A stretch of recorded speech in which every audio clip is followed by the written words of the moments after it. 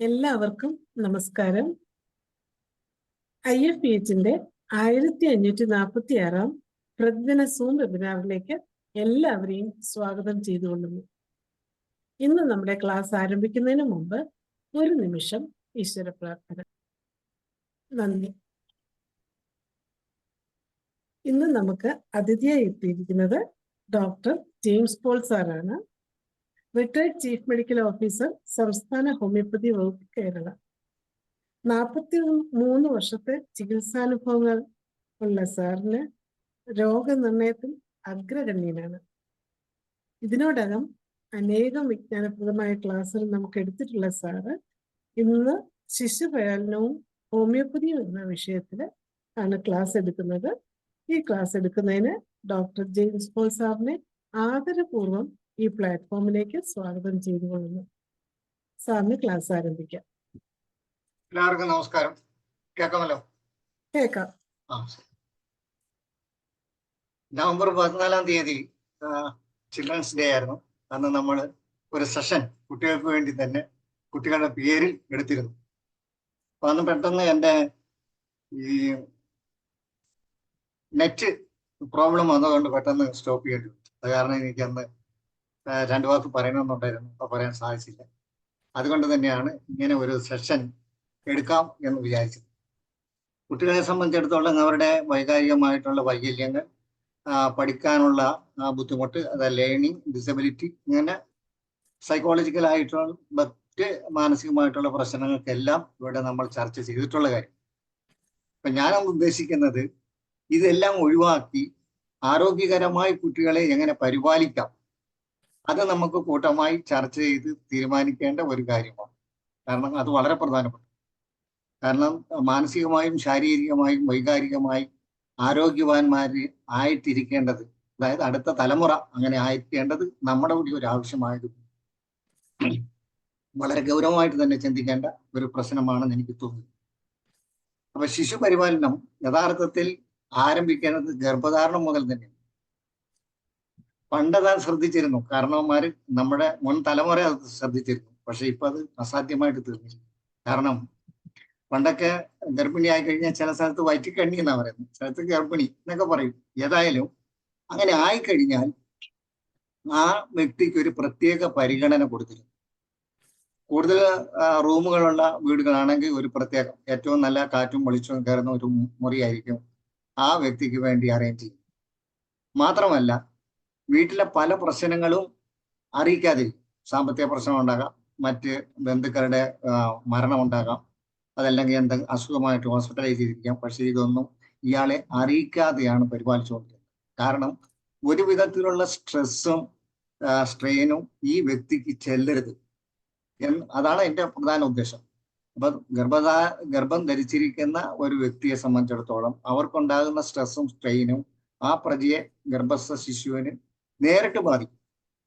കാരണം പലതരം എൻസൈംസ് കൂടുതൽ സ്രവിക്കാം, കോഎൻസൈംസ് കൂടുതൽ സ്രവിക്കാം, അതുപോലെ അഡ്രിനാലിൻ, നോർ അഡ്രിനാലിൻ, ഇതെല്ലാം കൂടുതൽ സ്രവിക്കുവാനും അതിൻ്റെ ഇംബാലൻസ് ഉണ്ടാക്കാനും സാധിക്കും. അതുതന്നെ ഇത് നേരിട്ട് ഈ ബ്ലഡ് ചെല്ലുന്നത് കുട്ടിയിലേക്ക് തന്നെയാണ്, അമ്മയുടെ ബ്ലഡ് തന്നെയാണ് കുട്ടിയിലേക്ക് ചെല്ലുന്നത്. അപ്പൊ സ്വാഭാവികമായിട്ടും ആ വൈകല്യങ്ങൾ കുട്ടിയെ ബാധിക്കും. ബുദ്ധിപരമായിട്ടും ബ്രെയിൻ ഡെവലപ്മെന്റിനെ ഒക്കെ അത് ബാധിക്കും. അപ്പൊ അതിന്റെ പ്രശ്നങ്ങൾ നമ്മളൊന്ന് കാണുന്നുണ്ട്. കുട്ടികൾക്ക് അനവധി പ്രശ്നങ്ങളുണ്ട്. അതിൻ്റെയൊക്കെ ഒരു കാരണം ഇത് തന്നെയായിരിക്കും. ഇപ്പം ഒരു പരിധിവരെ അത് അസാധ്യവുമാണ്. കാരണം ഫാമിലി എല്ലാം ന്യൂക്ലിയസ് ഫാമിലിയാണ്. എല്ലാം ഒരു ഭാര്യയും ഭർത്താവും ഒരു കുട്ടി അല്ലെങ്കിൽ 2 കുട്ടികളുടെ ഫാമിലിയാണ്. അപ്പം ഈ സ്വാഭാവികമായിട്ടും ഗർഭിണി ആയാൽ തന്നെ ഈ സ്ട്രെസ് ആൻഡ് സ്ട്രെയിൻ വന്ന് ഓടുന്നത് വീട്ടമ്മയിലാണ്. അത് അടുത്ത തലമുറയും ബാധിക്കും. അതാണ് ഇന്നത്തെ അവസ്ഥ. പക്ഷെ അത് പരിഹരിക്കാൻ പറ്റുന്നതാണെന്ന് എനിക്ക് തോന്നുന്നില്ല. പക്ഷെ കഴിയുന്നത്ര എല്ലാവരും ശ്രദ്ധിക്കുകയാണെങ്കിൽ, ഭാര്യയും ഭർത്താവും ഒരു ധാരണയിൽ എത്തുകയാണെങ്കിൽ പരമാവധി സ്ട്രെസ്സും സ്ട്രെയിനും ഒഴിവാക്കാനും നല്ലൊരു കുടുംബജീവിതം നയിക്കാനും അതേപോലെ തന്നെ ഒരു ഹെൽത്തി പ്രജയെ ഡെലിവറി ചെയ്യാനുള്ള ഒരു സാധ്യത ഉണ്ടാക്കാൻ പറ്റും എന്നുള്ളതാണ് എൻ്റെ വിശ്വാസം. അപ്പൊ അതിന് പ്രത്യേകിച്ച് ആരോഗ്യ പ്രവർത്തകരും ഡോക്ടേഴ്സും നല്ല ബോധവൽക്കരണം കൊടുക്കേണ്ടത് ആവശ്യമാണ്. പ്രത്യേകിച്ച് അത് ചെയ്യുന്നുണ്ടോ എന്ന് ചോദിച്ചാൽ ചെയ്യുന്നുണ്ട്. പ്രത്യേകിച്ച് പ്രസവത്തിന് മുമ്പ് ഒരു കൗൺസിലിംഗ് ഒക്കെ കൊടുക്കാറുണ്ട്. പക്ഷെ അതിന് മുമ്പ് ഒരു കൗൺസിലിംഗ് എവിടെയും കൊടുക്കുന്നതായിട്ട് എനിക്കറിയില്ല. പക്ഷെ കൊടുക്കേണ്ടതാണെന്നുള്ളതാണ്. ഭാര്യയ്ക്കും ഭർത്താവും കൗൺസിലിംഗ് ആവശ്യമാണെന്നുള്ളതാണ് എൻ്റെ അഭിപ്രായം. സാധാരണ ഇപ്പം പണ്ടത്തെ പോലെയല്ലോ. ഇപ്പൊ ഗർഭധാരണം ആയി കഴിഞ്ഞ് ഏതാണ്ട് മഹാരോഗം പോലെയാണ് ആശുപത്രി കയറിയിറങ്ങുന്നത്. ലാസ്റ്റ് അത് സിസേറിയൻ സെക്ഷനിൽ അവസാനിക്കും. അപ്പൊ അതങ്ങനെ സംഭവിക്കാതിരിക്കണമെങ്കിൽ ഗർഭധാരണ സമയത്ത് തന്നെ ഭാര്യയും ഭർത്താവും ഒന്നിച്ചു വിളിക്കുകയും അവർക്ക് നല്ല രീതിയിൽ കൗൺസിലിംഗ് കൊടുക്കുകയും സ്ട്രെസ്സും സ്ട്രെയിനൊക്കെ ഉണ്ടെങ്കിൽ അത് ഒഴിവാക്കാനുള്ള ഒരു സാഹചര്യം ഇവർ തന്നെ സൃഷ്ടിക്കാനുള്ള മാനസികാവസ്ഥ ഇവർക്ക് ഉണ്ടാക്കി കൊടുക്കേണ്ട ബാധ്യത ഈ ഗൈനക്കോളജിസ്റ്റും മറ്റ് ആരോഗ്യ പ്രവർത്തകർക്കും ഉണ്ടെന്നുള്ളതാണ് എൻ്റെ വിശ്വാസം. അല്ല, ഇങ്ങനെ ആകണമെന്നാണ് എൻ്റെ അഭിപ്രായം. ഇനി ഗർഭം 10 മാസം ഫുൾ ടൈം ആയി ഡെലിവറി ആയി കഴിഞ്ഞാൽ സാധാരണ നമ്മൾ പിന്നെയാണ് ശ്രദ്ധിക്കുന്നത്. പക്ഷേ ആ സമയം മുതൽ നമ്മൾ ശ്രദ്ധിക്കേണ്ടതാണ് കുട്ടിയെ. കാരണം ഒരു വീഴ്ച കുട്ടിയുടെ മാനസിക വളർച്ചയെ അല്ലെങ്കിൽ ബ്രെയിനിനെ ബാധിക്കും. ഒത്തിരി കുട്ടികളെ ഡിസ്പെൻസറിയിൽ കൊണ്ടുവരാറുണ്ട്. കട്ടിലെന്ന് വീണു, അല്ലെങ്കിൽ അരമുതലെന്ന് വീണു, അല്ലെങ്കിൽ കയ്യിൽ നിന്ന് തന്നെ താഴെ പോയെന്ന് പറഞ്ഞ് കുട്ടിയെ കൊണ്ടുവരാറുണ്ട്. അത് തലയും കുത്തി വീഴുകയോ അതല്ലെങ്കിൽ ഓക്സിപിറ്റൽ റീജിയനിൽ ഇങ്ങനെ മലന്ന് അടിച്ചു വീഴുകയോ ഒക്കെ ചെയ്തു കഴിഞ്ഞാൽ വലിയ ആഘാതം ബ്രെയിനെ ഇഴക്കുന്നതാണ്.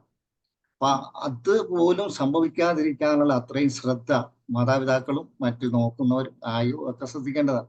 അപ്പൊ അതിനുള്ള ഒരു അവബോധവും അവർക്ക് ഉണ്ടാക്കി കൊടുക്കേണ്ടതാണ്. സാധാരണ പറയാൻ കുട്ടിയുടെ തല്ലാൻ മെഴുകു പോലെയാണ്, കുഴപ്പമൊന്നുമില്ല, ഒന്നും വീണാലും കുഴപ്പമില്ലെന്ന് ആൾക്കാർ പറയുമെങ്കിലും ചിലപ്പോൾ ആ ഒരു വീഴ്ച ആളുടെ ജീവിതം തന്നെ മാറ്റിമറിക്കാൻ സാധ്യതയുണ്ട്. അപ്പം ആ പരിചരണം ഉദ്ദേശിച്ച് ജനിച്ച അന്ന് മുതൽ ഉള്ള പരിചരണം അതാണ് ഞാൻ ഉദ്ദേശിച്ചത്. ഏതായാലും നമ്മുടെ ആർഷഭാരതം നമുക്കൊരു ഗൈഡ് ലൈൻ തരുന്നുണ്ട് പരിപാലനത്തെക്കുറിച്ച്. അതിങ്ങനെയാണ്: രാജവൽ പഞ്ചവർഷാണി ദശവർഷാണി ദാസവൽ പ്രാപ്തേ ഷോഡേഷു വർഷേതു പുത്രം മിത്രവരാൻ സര. ദാറ്റ് മീൻസ് 5 വയസ്സ് വരെ ഒരു രാജകുമാരനെ പോലെ അല്ലെ രാജകുമാരിയെ പോലെ ആ കുട്ടിയെ നോക്കണമെന്നാണ്. അതിന്റെ കാരണം ഏതാണ്ട് 5 വയസ്സ് വരെയാണ് ബ്രെയിനിന്റെ ഡെവലപ്മെന്റ്. അത് വളരെ ശാസ്ത്രീയമാണ് ആ ഗൈഡ് ലൈൻസ്. 5 വയസ്സ് വരെയാണ് ബ്രെയിൻ അല്ലെ ന്യൂറോൺസിന്റെ മൾട്ടിപ്ലിക്കേഷൻ. അത് കഴിഞ്ഞാൽ പിന്നെ മൾട്ടിപ്ലിക്കേഷൻ ഇല്ല. ബുദ്ധിപരമായിട്ടുള്ള വളർച്ച ഉണ്ടാകും, പക്ഷേ മൾട്ടിപ്ലിക്കേഷൻ ഇല്ല. അപ്പൊ ആ സമയത്ത് യാതൊരു വിധത്തിലുള്ള ആഘാതം, മാനസിക സമ്മർദ്ദമോ സ്ട്രെയിനോ ഈ കുട്ടിക്ക് ചെല്ലാതിരിക്കാൻ വേണ്ടിയാണ് രാജകുമാരനെ പോലെ അല്ല രാജകുമാരിയെ പോലെ നോക്കണം എന്ന് പറയുന്നത്. രണ്ടാമത്തെ സ്റ്റേജ് 5 വയസ്സ് മുതൽ 12 വയസ്സ് വരെ അടിമയെ പോലെ കാണുന്നു. നേരെ തിരിഞ്ഞു. കാരണം ഈ കുട്ടികൾക്ക് ഹാബിറ്റ് ഫോർമേഷന്റെ ടൈം ഉണ്ടാകും. ഇപ്പൊ നല്ല ശീലങ്ങൾ രൂപപ്പെടണമെങ്കിൽ അവർക്ക് നല്ല ശിക്ഷണം കൊടുക്കണം. ശിക്ഷയല്ല ഞാൻ ഉദ്ദേശിച്ചത്, ശിക്ഷണമാണ്. അപ്പൊ നല്ല ശിക്ഷണം കൊടുത്തെങ്കിൽ മാത്രമേ നല്ല ശീലങ്ങൾ രൂപപ്പെടൂ. ആഹാര ശീലങ്ങൾ, വസ്ത്രധാരണ ശീലങ്ങൾ, സംസാരിക്കുന്ന ശൈലി, മറ്റുള്ളവരോട് പെരുമാറുന്ന രീതികൾ, സമൂഹത്തിൽ ഒരു നല്ല കുട്ടിയെ നല്ല വ്യക്തിയായി വളരാനുള്ള ആ മാനസിക അവസ്ഥ ഉണ്ടാക്കി കൊടുക്കാനായിട്ട് അതാണ് ഞാൻ ഉദ്ദേശിച്ചത്. അപ്പൊ ഈ കാര്യങ്ങൾ നമ്മൾ ഇമ്പോസ് ചെയ്യണം. അത് പാരൻസിന്റെ കടമയാണ്. അപ്പോൾ കുട്ടികൾ പോകുന്നുണ്ട്, സ്കൂളിൽ പഠിക്കുന്നുണ്ട് എന്നൊക്കെ പറയുന്നെങ്കിലും 5-6 മണിക്കൂറുകളാണ് സ്കൂളിൽ അവർ ചെലവഴിക്കുന്നത്. ബാക്കി അത്രയും മണിക്കൂറുകൾ വീട്ടിലും സമൂഹത്തിന്റെ മധ്യയാണ് കുട്ടി. അപ്പൊ അതിന്റെ പ്രതിഫലനമാണ് കുട്ടികളുണ്ടാകുന്നത്. ഇപ്പൊ സ്വാഭാവികമായിട്ടും സമൂഹത്തിനും പാരൻസിനും ബാധ്യതയുണ്ട് നല്ല ശീലങ്ങൾ കുട്ടിയെ രൂപപ്പെടുത്താൻ. അപ്പൊ അതുകൊണ്ട് നല്ല ശീലങ്ങൾ രൂപപ്പെടുത്താനായിട്ട് കുറച്ച് ഫോഴ്സ് ഉപയോഗിക്കേണ്ടി വരും. അതുകൊണ്ടാണ് സ്ലേവിനെ പോലെ കാണണമെന്ന് പറയുന്നത്. അല്ലാതെ അടിമയെ പോലെ പണിയെടുപ്പിക്കണം ആ രീതിയിലല്ല. ഉദ്ദേശം ഇതാണ്, നമ്മൾ കുറച്ച് ഫോഴ്സ് ചെലുത്തിയാണെങ്കിൽ പോലും നല്ല ശീലങ്ങൾ രൂപപ്പെടാനുള്ള സാഹചര്യം ഉണ്ടാക്കിയെടുക്കണം. അതാണ് ഉദ്ദേശിച്ചിട്ടുള്ളത്. ഇനി ഈ 5 വയസ്സ് വരെയുള്ള കുട്ടികൾക്ക് അവരുടെ വളർച്ചയിൽ ചില പ്രശ്നങ്ങളൊക്കെ ഉണ്ടാകാം. അതായത് ഈ 3-ാം വയസ്സിൽ മുപ്പിരി എന്നൊക്കെ പറയും, 4-ാം വയസ്സിൽ നട്ടഭ്രാന്ത്. ശരിയാണത്. അങ്ങനെയുള്ള ഭ്രാന്ത് ഈ ടൈമിൽ കുട്ടികൾ കാണിക്കുന്നത്. പ്രത്യേകിച്ച് IQ ലെവല് കൂടുതലുള്ള കുട്ടികൾക്കാണ് ഈ ഭ്രാന്ത് വരുന്നത്. അതിന്റെ കാരണം 3 വയസ്സ് മുതൽ 5 വയസ്സ് വരെയാണ് ഈ കുട്ടികൾ കൂടുതൽ ഇൻഫോർമേഷൻസ് തലയിൽ സ്റ്റോർ ചെയ്യുന്നത്. അതുപോലെ തന്നെ കൂടുതൽ വൊക്കാബുലറി, സ്റ്റോർ ചെയ്യുന്ന സമയം ഈ 3 മുതൽ 5 വയസ്സ് വരെ സമയം. അപ്പൊ കൂടുതൽ ഇൻഫോർമേഷൻസ് അങ്ങോട്ട് ചെന്ന് കഴിയുമ്പോൾ ഇത് പലപ്പോഴും ബ്രെയിൻ പറ്റാതെ വരുമ്പോഴാണ് ഇത് ഭ്രാന്തമായിട്ടുള്ള പെരുമാറ്റങ്ങൾ, സംസാരങ്ങളെല്ലാം കാണിക്കുന്നത്. ഇപ്പൊ ഈ കൊച്ചെന്താ ഇങ്ങനെ പെരുമാറുന്നത്, അല്ലെ ഈ കുട്ടി എന്താ ഇങ്ങനെ സംസാരിക്കുന്നത്, ഇത് സ്വാഭാവികമായിട്ട് പല പേരൻസിനും അനുഭവപ്പെടും. എല്ലാ കുട്ടികൾക്കും അല്ല, ഞാൻ പറഞ്ഞല്ലോ IQ ലെവൽ വളരെ കൂടുതലുള്ള കുട്ടികളാണ് ഇങ്ങനെയുള്ളവരാണ്. എൻ്റെ മൂത്ത കുട്ടിയെ സംബന്ധിച്ച് ഇതുപോലെ 1-2 പ്രോബ്ലംസ് ഉണ്ടായിട്ടുണ്ട്. അത് ഇളയ കുട്ടി ഗർഭിണിയായിരിക്കുന്ന സമയം ഏതാണ്ട് ഒരു 2 മണി, രാത്രി 2 മണിക്ക് വിളിച്ചെഴുന്നേപ്പിച്ചിട്ട് പറഞ്ഞ്, മമ്മി എനിക്ക് ഊഞ്ഞാൽ വേണം. അത് മമ്മിയുടെ മടിയിൽ നടന്നു. ഞാൻ പറയാൻ കുഴപ്പമില്ല, സഹായിച്ചു കൊടുക്കാൻ പറയും. 1-2 ആട്ടം ആടിയപ്പോൾ പറഞ്ഞു മതി, പോയി കിടന്നുറങ്ങി. മറ്റൊരു ദിവസം ഇതുപോലെ വിളിച്ചെഴുന്നേറ്റിട്ട് പുട്ടുകൂടെ കൊണ്ടെടുത്തിട്ടുണ്ടോ, ഉടനെ എടുത്തുകൊണ്ട് കൊടുത്ത് അതിനകത്തേക്ക് ഇങ്ങനെ കാലിട്ട് കൊണ്ടുപോകാൻ. പിന്നെ ഒരു 2 മാസം കഴിഞ്ഞപ്പോൾ ഞങ്ങളെ വിളിച്ചെഴുന്നേൽപ്പിച്ചു, മമ്മി ഒരു പൊതിക്കാത്ത തേങ്ങ എടുത്തിട്ട്. വളരെ പൊതിക്കാത്ത തേങ്ങ കൊണ്ട് കൊടുത്ത് അതൊന്ന് കണ്ട് നോക്കിയിട്ട് കൊണ്ടുപോയിക്കോളാൻ പറഞ്ഞ് കിടന്നുണ്ട്. പിറ്റേ ദിവസം നേരം കൊടുത്ത് ഞാൻ ചോദിച്ചു, നീ എന്തിനു ഈ തേങ്ങ നോക്കി? അതിന്റെ 3 വശവും ഒരുപോലെ ഇരിക്കുകയാണോ എന്ന് നോക്കാനായിരുന്നു. 3 സൈഡ് ഉണ്ടല്ലോ, അത് ഒരുപോലെ ഇരിക്കുന്നോ, ഒരേ അളവാണോ എന്ന് നോക്കാൻ വേണ്ടിയാണ്. അത് എനിക്കും ഒരു പ്രചോദനമായി. കാരണം എന്നാ ചോദിച്ചു കഴിഞ്ഞാൽ, ഞാൻ പൊതിച്ച തേങ്ങയ്ക്കൊരു ഷേപ്പുണ്ട്, നീണ്ട് ഉരുണ്ട, അതാണ് ശരിക്കുള്ള തേങ്ങ. ചിലത് വളരെ ഇങ്ങനെ ഉരുണ്ടിരിക്കുന്നതുകൊണ്ട്, മത്തങ്ങ പോലെ ഇരിക്കുന്നതുകൊണ്ട് അതൊന്നും ശരിക്കുള്ള ഷേപ്പല്ല. ശരിക്കുള്ള തേങ്ങയുടെ ഷേപ്പ് നമുക്കറിയാമല്ലോ, നീണ്ടുരുണ്ട ഷേപ്പ്. ആ ഷേപ്പിലുള്ള തേങ്ങയുടെ 3 വശത്തിന്റെയും അളവ് കൃത്യമാണ്. അതിനൊരു റേഷ്യോ 3:4:5. നിങ്ങൾക്ക് പരീക്ഷിച്ച് നോക്കാം, കടന്നു നോക്കാവുന്ന. കുട്ടി അങ്ങനെ തേങ്ങ എടുത്ത് നോക്കിയതുകൊണ്ടാണ് എനിക്ക് അടുക്കളയിൽ കയറി, പ്രത്യേകിച്ച് ഈ അന്നത്തെ ഓർമ്മ എനിക്ക് നിന്നുകൊണ്ടാണ് ഈ കോവിഡ് കാലത്തൊക്കെ ഞാനും അടുക്കളയിൽ കയറി നിന്ന് പരീക്ഷണം. അപ്പോഴാണ് ഇതൊക്കെ തോന്നിയത്.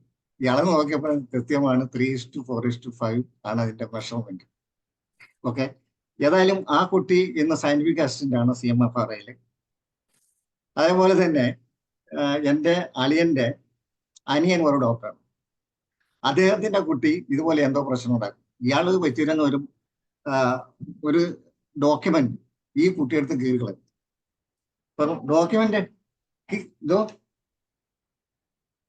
ഇല്ല, ഒന്നുമില്ല സാറേ. ഒരു സെക്കൻഡ്. 10:30 ശേഷം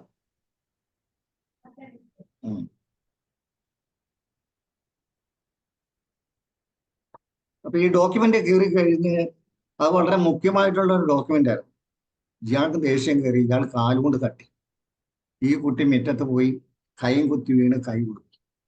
പക്ഷെ ഈ ദേഷ്യത്തിന് ഇയാള് എടുത്തു പോവുകയും ചെയ്ത്, കുട്ടിയുടെ അമ്മ എടുത്ത് കുട്ടിയെ നോക്കി പരിശോധിച്ചപ്പോഴാണ് കുട്ടി കൈ ഭയങ്കര പെയിൻ, പെട്ടെന്ന് തന്നെ നേരിട്ടുണ്ട്. അങ്ങനെ ഹോസ്പിറ്റലിൽ കൊണ്ടുപോയി. ഈ വിവരം എന്നെ അറിയിച്ചു, ഇങ്ങനെ പോലെ ഒരു ചികിത്സ ചെയ്തു. എന്താ ചേട്ടാ വലിയൊരു പരിഹാരം. അന്ന് ഞാൻ ഇതുപോലെ തന്നെ ഇരുന്ന് കുറെ കാര്യങ്ങൾ പറഞ്ഞു, ഒരു കൗൺസിലിംഗ് പോലെ ഇയാൾക്ക് ഇത് ബോധ്യപ്പെടുത്തി കൊടുത്തത് ശരിയാണ്. കാരണം ഈ കുട്ടി ഹൈലി ഇന്റലിജന്റ് ആണ്. ഇപ്പൊ ആ കുട്ടി ഗൈനക്കോളജിസ്റ്റ് ആണ്. അതാണ് ഞാൻ പറഞ്ഞത്, IQ ലെവൽ കൂടുതലുള്ള കുട്ടികളായിരിക്കും ഇങ്ങനെ കൂടുതൽ ഭ്രാന്തമായിട്ടുള്ള പെരുമാറ്റവും സംസാരവും ഉണ്ടാകുന്നത്. അപ്പൊ അതിനെ ഒരിക്കലും നമ്മൾ ശിക്ഷിക്കരുത്. അതാണ് ഞാൻ എടുത്തു പറയാൻ കാരണം. 3-ാം വയസ്സിലും 4-ാം വയസ്സിലും കാണിക്കുന്ന ആ ഭ്രാന്തമായിട്ടുള്ള പെരുമാറ്റങ്ങൾ, സംസാരങ്ങൾ അത് അവഗണിക്കുക. കാരണം അത് അവർക്ക് അങ്ങനെ ഈ തിങ്ങുന്നതുകൊണ്ടാണ്, ഇൻഫോർമേഷൻസ് ബ്രെയിനിൽ ഇങ്ങനെ തിങ്ങുന്നതുകൊണ്ടാണ് അങ്ങനെ പെരുമാറ്റം ഉണ്ടാകുന്നത്. പിന്നെ 2ാമത്തെ സ്റ്റേജാണ് 5 മുതൽ 12 വരെ നമ്മൾ പറഞ്ഞു കഴിഞ്ഞ് ശീലങ്ങൾ രൂപപ്പെടുന്നതാണ്. അടുത്തത് 14 വയസ്സാണ്. പ്രാപ്തേ ഷോഡേഷു വർഷേതു പുത്രം മിത്രവര ചരാൽ. മീൻസ് തന്നോളമായ താനെന്ന് കാണുന്നത്. തന്നോളമായാൽ താനെന്ന് കാണും. കാരണം ഈ കൗമാരം എന്ന് പറയുന്നത് ഒരു സ്യൂഡോ മെച്യൂരിറ്റിയുടെ സമയം.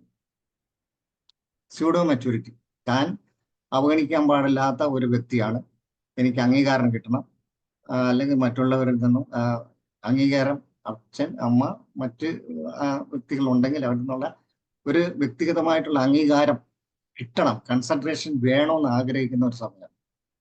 അതുകൊണ്ടാണ് പറയുന്നത് സൂഡോ മെച്യൂരിറ്റി. അല്ലാതെ ഈ മാനസികമായും ശാരീരികമായിട്ടുള്ള മച്യൂരിറ്റി എത്തിയിട്ടില്ല എങ്കിൽ പോലും എത്തി എന്നുള്ള ഒരു തോന്നൽ ഇയാൾക്കുണ്ട്. അപ്പൊ അങ്ങനെയുള്ള ആ സാഹചര്യമൊക്കെ നമുക്ക് നിസ്സാരമായിട്ട് പരിഹരിക്കാൻ സാധിക്കും. എങ്ങനെയാന്ന് ചോദിച്ചാൽ ഞാൻ ഒരു ഉദാഹരണം പറയും. ഇപ്പൊ ഒരു TV പുതിയത് വാങ്ങണം, പഴയത് മാറ്റി നമുക്കൊരു പുതിയത് എടുക്കാം. ഇപ്പൊ സാധാരണ അത്താഴ സമയത്തായിരിക്കും ഇങ്ങനെയുള്ള തീരുമാനങ്ങൾ. ഉടനെ ഈ കുട്ടി ചാടിപ്പറയും, അതെ നമുക്ക് LG മതി. ശരി മോനെ, എങ്ങനെ ആട്ടെ എന്ന് പറഞ്ഞു കഴിഞ്ഞാൽ പ്രശ്നം അവിടെ കൊണ്ട് തീർന്നു. അതേ സമയത്ത് തിരിച്ചു ചോദിക്കുകയാണ്, LGയേക്കാൾ നല്ലത് തോംസൺ ഉണ്ടല്ലോ, അല്ലെങ്കിൽ വേറെ ഉണ്ടല്ലോ. അങ്ങനെ പറഞ്ഞു കഴിഞ്ഞാൽ പ്രശ്നമായി. കാരണം ഈ കൗമാരക്കാർ വളരെ രോഷക്കാരാണ്, ആവശ്യമില്ലാതെ പ്രശ്നങ്ങൾ ഉണ്ടാകും. അംഗീകരിക്കുന്നു ബോധ്യപ്പെട്ടു കഴിഞ്ഞാൽ നിശബ്ദരും ആണ് ഞാൻ പറയാൻ ഉദ്ദേശിച്ചത്. ഇനി ഈ കാലഘട്ടം കഴിഞ്ഞ് ഇതെല്ലാം നല്ല രീതിയിലാണ് പോകുന്നതെങ്കിൽ പ്രശ്നങ്ങളൊന്നുമില്ല. പിന്നെ ഏതൊരു മാതാപിതാക്കളും ഉദ്ദേശിക്കുന്നത് കുട്ടികൾക്ക് നല്ല വിദ്യാഭ്യാസം കൊടുക്കണമെന്നാണ്. അപ്പം ഇപ്പോഴത്തെ അവസ്ഥയിൽ പ്രഗ്നന്റ് ആകുമ്പോഴേ ബുക്ക് ചെയ്യണം LKGയിലേക്ക്. ലക്ഷങ്ങൾ മുടക്കി ബുക്ക് ചെയ്തെങ്കിലേ അഡ്മിഷൻ കിട്ടും. അവിടെ ചെന്ന് കഴിഞ്ഞാൽ കിട്ടുന്നത് എന്താണ് ചോദിക്കാൻ കാരണം, ഇപ്പൊ 10ാം ക്ലാസ് കഴിഞ്ഞ് അല്ലെ 12ാം ക്ലാസ് കഴിഞ്ഞ് വിദ്യാഭ്യാസം നടത്തി പച്ചയായ ജീവിതത്തിലേക്ക് ഇറങ്ങുന്ന ഒരു കുട്ടിക്ക് എന്താണ് സ്കൂൾ തലത്തിൽ കിട്ടുന്നത് ആലോചിച്ചിട്ടുണ്ടോ? പലതും അറിയുന്നില്ല, അറിയേണ്ടാത്തത് പലതും അറിയുന്നുണ്ട്. അതായത് ഹയർ മാത്തമാറ്റിക്സും ഹയർ ഫിസിക്സും കെമിസ്ട്രിയും വോലൻസിയും പിന്നെ ആറ്റമിക് വെയിറ്റും ഇതെല്ലാം കുട്ടി പഠിച്ചിട്ടാണ് പുറത്തേക്ക് ഇറങ്ങുന്നത്. പക്ഷേ അവിടെ വെച്ച് പഠിത്തം നിർത്തി മറ്റു ജോലികളിലേക്ക് തിരിയുന്ന ആ കുട്ടിക്ക് ഇതൊന്നും പ്രയോജനപ്പെടുന്നില്ല എന്നുള്ളതാണ് സത്യം. ശരിയാണോ അല്ലയോ അത് നമുക്ക് ആലോചിക്കേണ്ട പ്രശ്നമാണ്. അപ്പം ഏതായാലും വലിയ തുക കൊടുത്ത് ബുക്ക് ചെയ്ത് വാങ്ങിച്ച് അഡ്മിഷൻ വാങ്ങി കുട്ടികൾ പഠിച്ചു തുടങ്ങുന്നു. ഹയർ മാത്തമാറ്റിക്സും ഫിസിക്സും എല്ലാം പഠിച്ചാണ് തുടങ്ങുന്നത്. ഈ പഠനഭാരം തന്നെ കുട്ടികൾക്ക് മാനസികമായിട്ടുള്ള വലിയ പ്രശ്നങ്ങൾ ഉണ്ടാകും. അതിന് ഒരു ഉദാഹരണം പറയാം. എൻ്റെ അടുത്ത് വന്ന ഒരു കേസ്, 11 വയസ്സിലെ ഒരു കുട്ടി എൻ്റെ അടുത്ത് കൊണ്ടുവരുന്ന ഛർദിയും വയറുവേദന ഛർദി. അപ്പൊ 7ാം വയസ്സിൽ തുടങ്ങിയതാണ്. 4 വർഷം കൊണ്ട് ഇവർ കാണിക്കാത്ത ഗ്യാസ്ട്രോ എൻട്രോളജിസ്റ്റ് ഇല്ല എറണാകുളം ടൗണിൽ. അങ്ങനെ സ്പെഷ്യലിസ്റ്റ് ഇന്നാൾ നല്ലത് ഇന്നാൾ നല്ലതെന്ന് ഓരോരുത്തർ പറയുന്നതനുസരിച്ചില്ല കൊണ്ട് 4 വർഷം കടന്നുപോയി. പക്ഷെ കുട്ടിയുടെ ഈ വയറുവേദനയും ഛർദിയും മാറുന്നില്ല.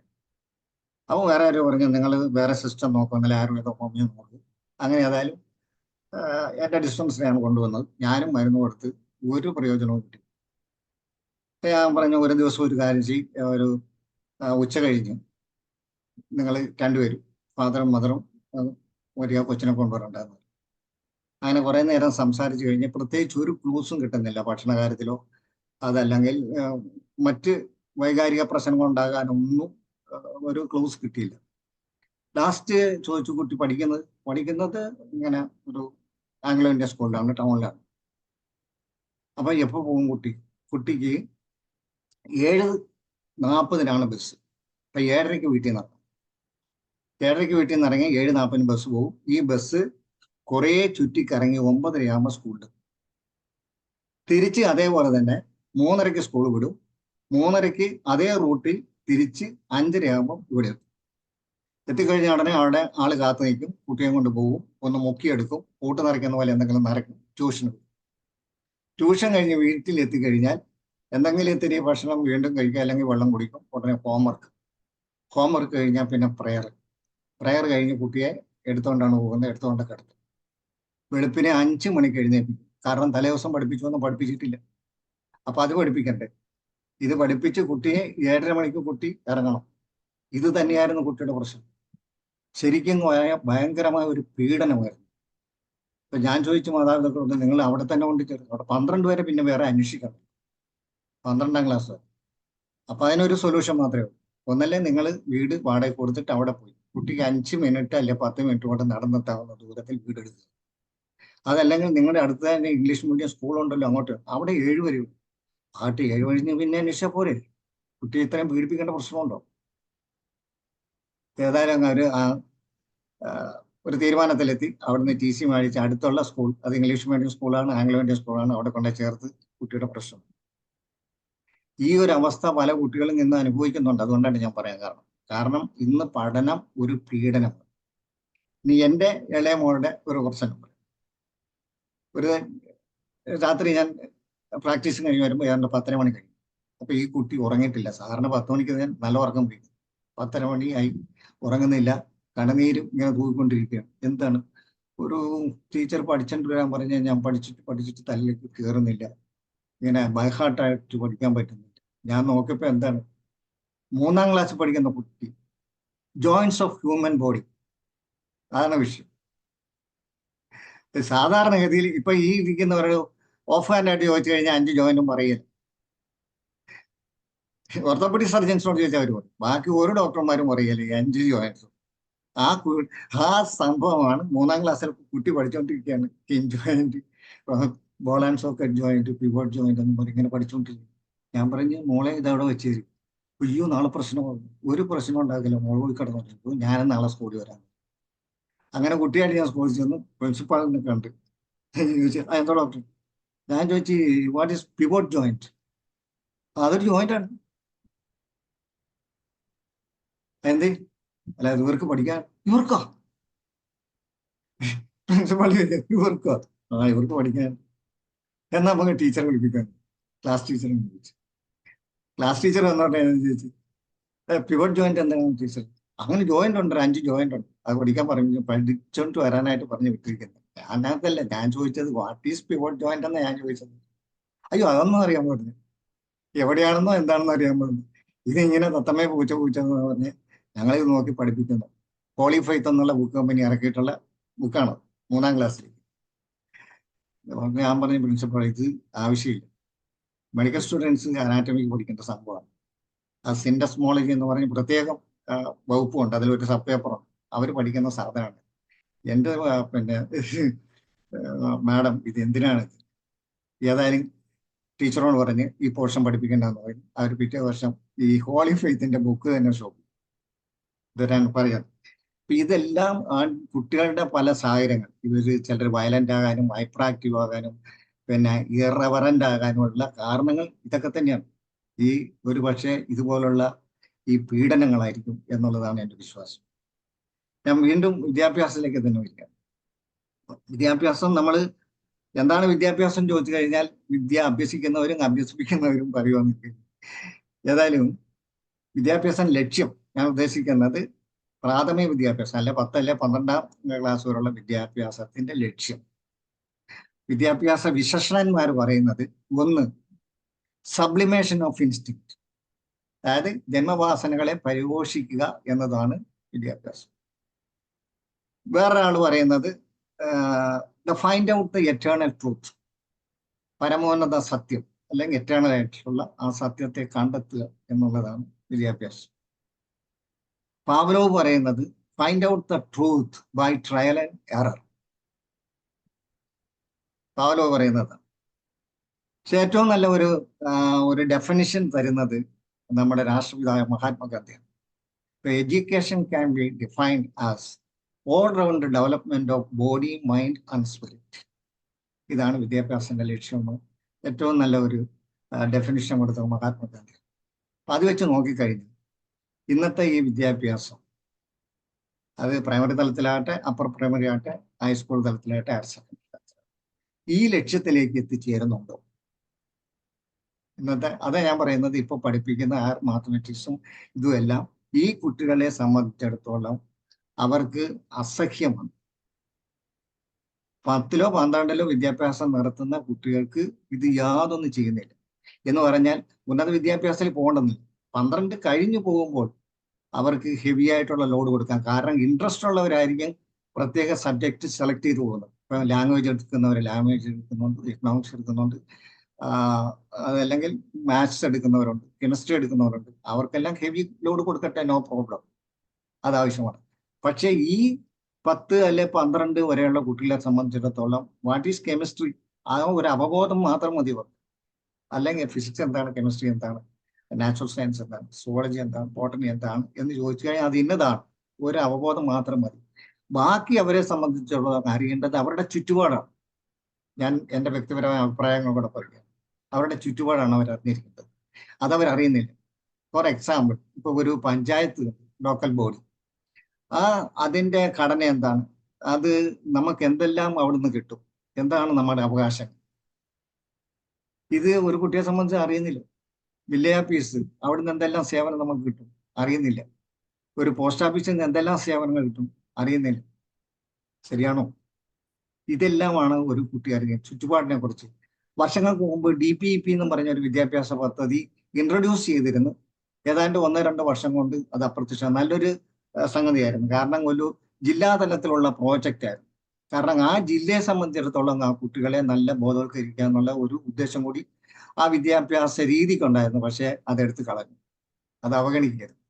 അപ്പൊ ആ രീതിയിൽ അവന്റെ ചുറ്റുപാട്, അവന്റെ ജില്ല, അവന്റെ സംസ്ഥാനം, അവന്റെ രാജ്യം, ഇതിനെക്കുറിച്ച് ഒരു ആകെ തുക അവന്റെ ബോധത്തിൽ ഉണ്ട് എങ്കിൽ അതായിരിക്കും ഞാൻ ഈ നേരത്തെ പറഞ്ഞ all round development of body, mind and സ്പിരിറ്റിലേക്ക് ആ കുട്ടി എത്തും. അല്ലെങ്കിൽ എവിടെയും എത്തുന്നില്ല. ഇതാണ് ശിശു പരിപാലനത്തെ കുറിച്ച് നല്ലൊരു വ്യക്തിയായി, നല്ലൊരു പൗരനായി ഒരു കുട്ടിയെ വാർത്തെടുക്കാൻ എൻ്റെ എളിയ അഭിപ്രായം ഞാൻ ഇവിടെ പ്രസന്റ് ചെയ്തെന്നുള്ളൂ. നിങ്ങളുടെ അഭിപ്രായങ്ങൾ കേൾക്കാനായിട്ട് ഞാൻ ആഗ്രഹിക്കുന്നു. തൽക്കാലം എൻ്റെ വാക്കുകൾ ഉപസംഹരിക്കുന്നു. അപ്പം സാറിന്റെ ഈ അഭിപ്രായത്തോട് എന്താണ് നിങ്ങളുടെ ഓരോരുത്തരുടെയും അഭിപ്രായം എന്നുള്ളത് തീർച്ചയായിട്ടും. പറയാം. ഹാൻഡ് റൈസ് ചെയ്താൽ അൺമ്യൂട്ട് ചെയ്യാം. അഭിപ്രായം പറയാനുള്ളവര് ഹാൻഡ് റൈസ് ചെയ്യണേ. സാറേ, ഇതിനകത്ത് 13 വയസ്സ് വന്നില്ലല്ലോ സാറേ. നമ്മള് 12 വരെ പറഞ്ഞു, പിന്നെ 14 മുതലാണ്. 13 വന്നില്ല.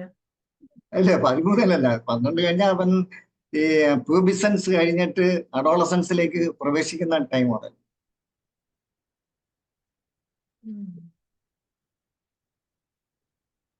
അപ്പൊ സാറേ, ഈ പിള്ളേരെ നമുക്ക് ശിക്ഷ കൊടുക്കുന്നതിനെ കുറിച്ചുള്ള ഒരു അഭിപ്രായം പറയാം സാറേ. പറഞ്ഞല്ലോ, ചെറിയ ശിക്ഷ എന്ന് പറയുമ്പോൾ ദേഷ്യം, ശിക്ഷണവും രണ്ടിനുണ്ട്. അപ്പൊ ശിക്ഷ കൊടുത്ത് വളർത്തുന്നതിനെ കുറിച്ചുള്ള അത് ശരിയല്ലെന്നുള്ള എൻ്റെ അഭിപ്രായം. ശിക്ഷണം വേറെ, ശിക്ഷ വേറെ. അത് ഞാൻ പറഞ്ഞു കഴിഞ്ഞല്ലോ. ശിക്ഷ എന്ന് ഉദ്ദേശിക്കുന്നത് നമ്മുടെ ദേഷ്യം തീരാനായിട്ട് വടി ഒഴിയുന്നവരെ അല്ലെങ്കിൽ തല്ലി മടുക്കുന്നവരെ തല്ലുക എന്നുള്ളതാണ് ശിക്ഷ. പലരും അങ്ങനെ ചെയ്യുന്നുണ്ട്. അത് കിരാതമായിട്ടുള്ളൊരു പണിയാണ്. പക്ഷെ ശിക്ഷണം അതല്ല. അപ്പൊ ശിക്ഷണം ഉദ്ദേശിക്കുന്നത് സ്നേഹത്തോടെ പറയുക എന്നുള്ള ഇതാണോ സാർ? തീർച്ചയായിട്ടും. ഞങ്ങൾക്ക് ഒരു മത്തായി സാർ ഉണ്ടായിരുന്നു ഹൈസ്കൂളിൽ.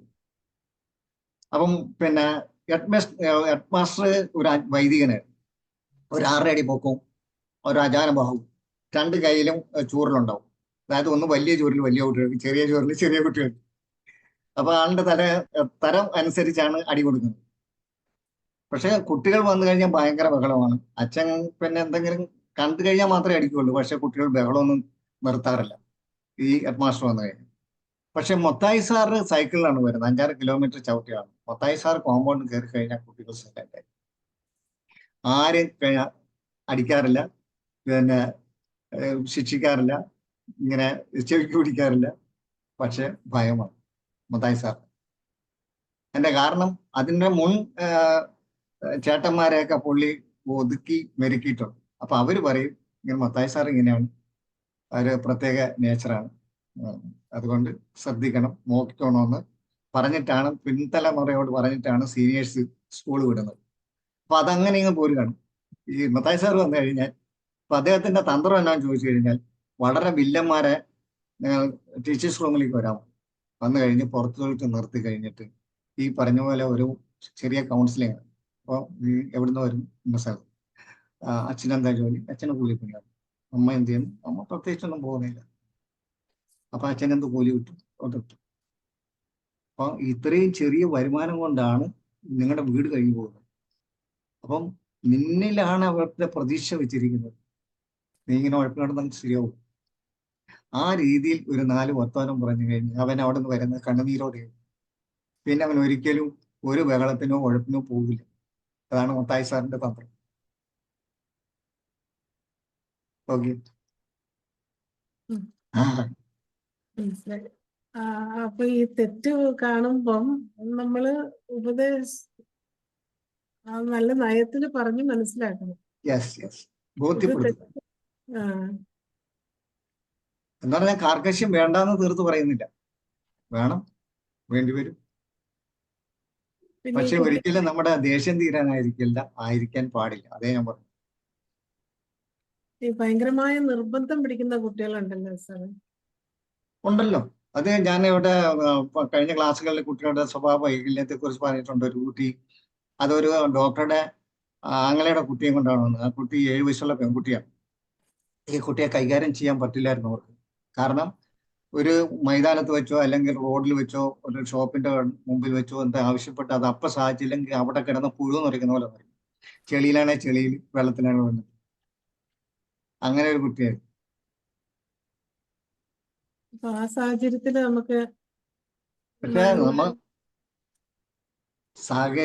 നമ്മൾ സാഹചര്യം അനുസരിച്ച് പ്രവർത്തിക്കണം. അതും വേറൊരു ഉദാഹരണം ഞാൻ പറഞ്ഞിട്ടുണ്ട്. ഒരു ആൺകുട്ടിയുടെ കാര്യം, 11 വയസ്സുള്ള ഒരു കുട്ടി, അത് ഞാൻ ഇവിടെ പറഞ്ഞിട്ടുള്ള കാര്യം. ആ കുട്ടി അധ്യാപകർക്ക് അടിക്കാറില്ല. അടിച്ചു കഴിഞ്ഞാൽ ആ വടി ആദ്യത്തെ അടി കൊള്ളും, രണ്ടാമത് അടിക്കാണ് വടി പിടിച്ചു മേടിച്ച് തിരിച്ചടിക്കും. അത് കാരണം വേറെ അധ്യാപകൻ അവനെ തല്ലിയത്. അച്ഛൻ തല്ലും, കരയില്ല. എത്ര തല്ലുകൊണ്ടായാലും കരയില്ല. അവനോട് അടി കൊള്ളുകയും ചെയ്യും, പ്രതികരിക്കുകയില്ല. അങ്ങനെ ഒരു കുട്ടി. അപ്പൊ ഒരു ദിവസം ഒരാൾ ഒരു പുതിയ സൈക്കിളുമായിട്ട് വന്നു.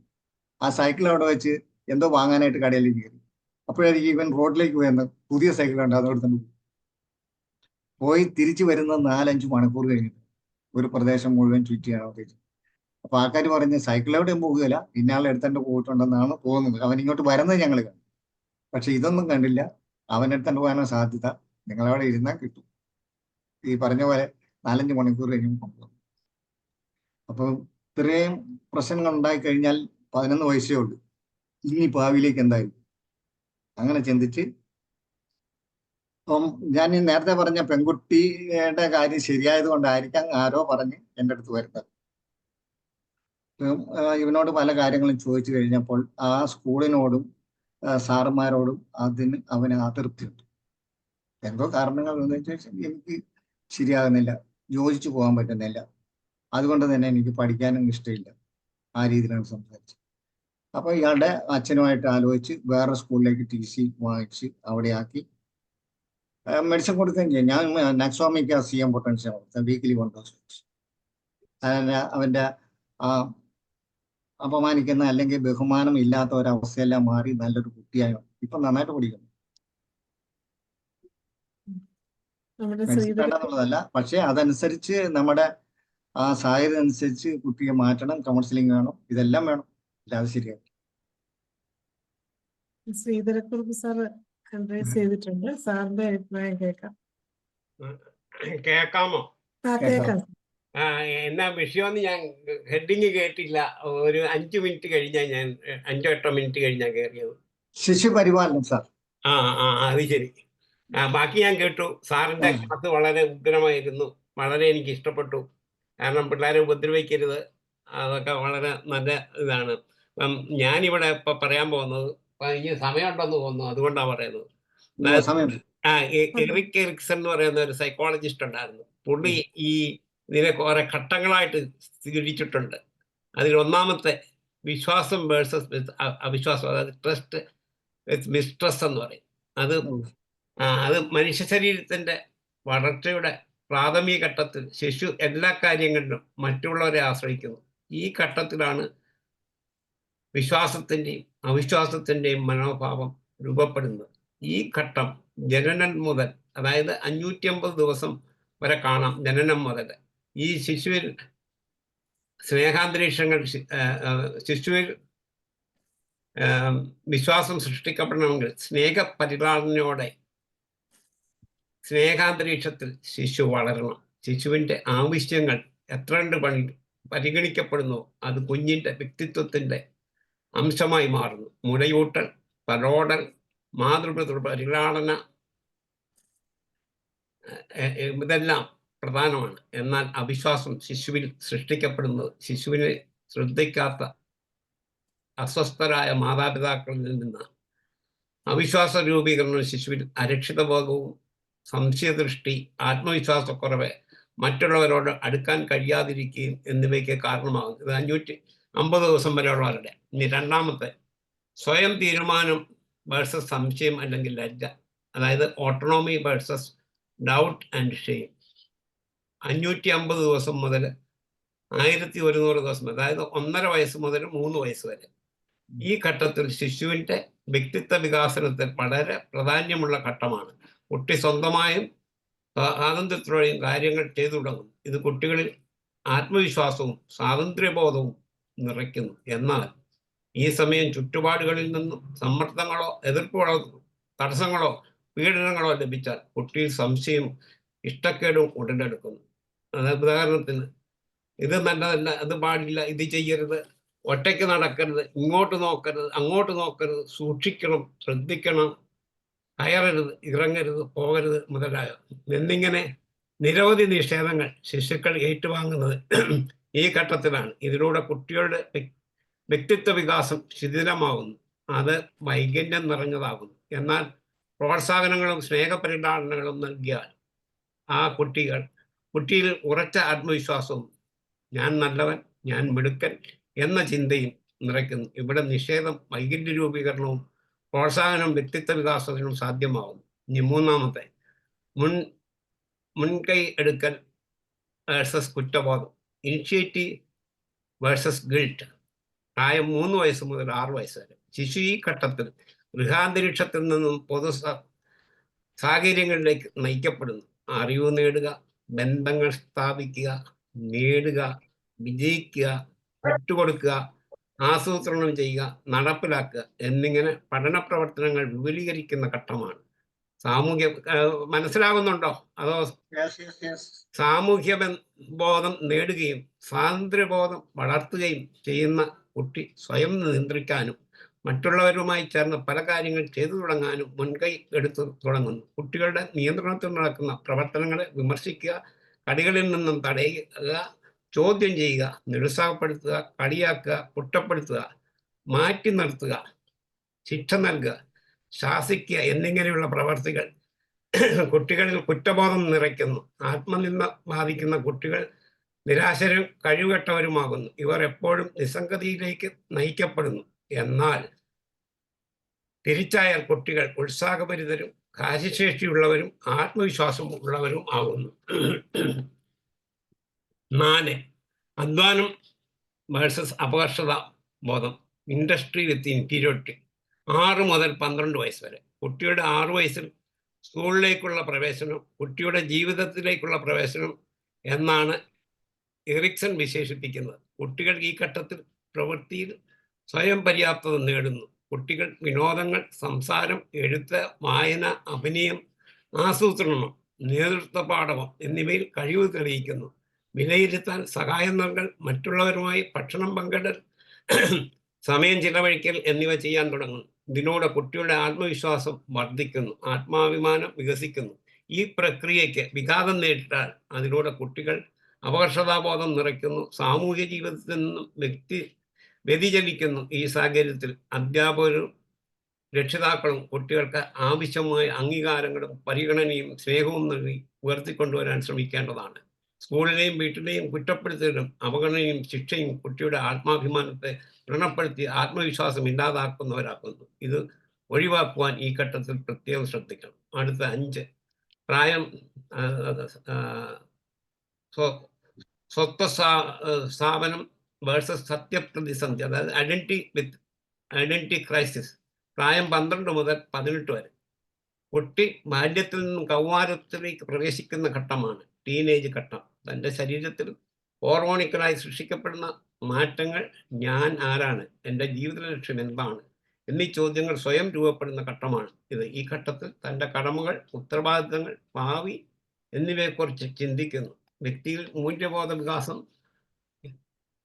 നടക്കുന്നതിനാൽ എവിടെ എങ്ങനെ പെരുമാറണമെന്ന് തീരുമാനിക്കുന്നു. ഈ രീതിയിൽ സ്വയം രൂപപ്പെടുന്നതിന് സ്വതസ്ഥാപനം എന്നാണ് യൂങ് വിളിച്ചത്. എന്നാൽ ഇതിൻ്റെ അഭാവത്തിൽ വ്യക്തി പരാജയപ്പെട്ടാൽ പ്രതിസന്ധികൾ രൂപപ്പെടുകയും ലക്ഷ്യബോധം, ജീവിത വിജയം എന്നിവ കൈവരിക്കാൻ കഴിയാതെ അപകർഷതാബോധത്തിന് അടിമയായി മാറുകയും ചെയ്യുന്നു. ഇതിലൂടെ വ്യക്തിത്വം ശിഥീകരിക്കപ്പെടുന്നു. ഇത് സ്വതസന്ധി സ്വത്വ പ്രതിസന്ധിക്ക് കാരണമാകുന്നു.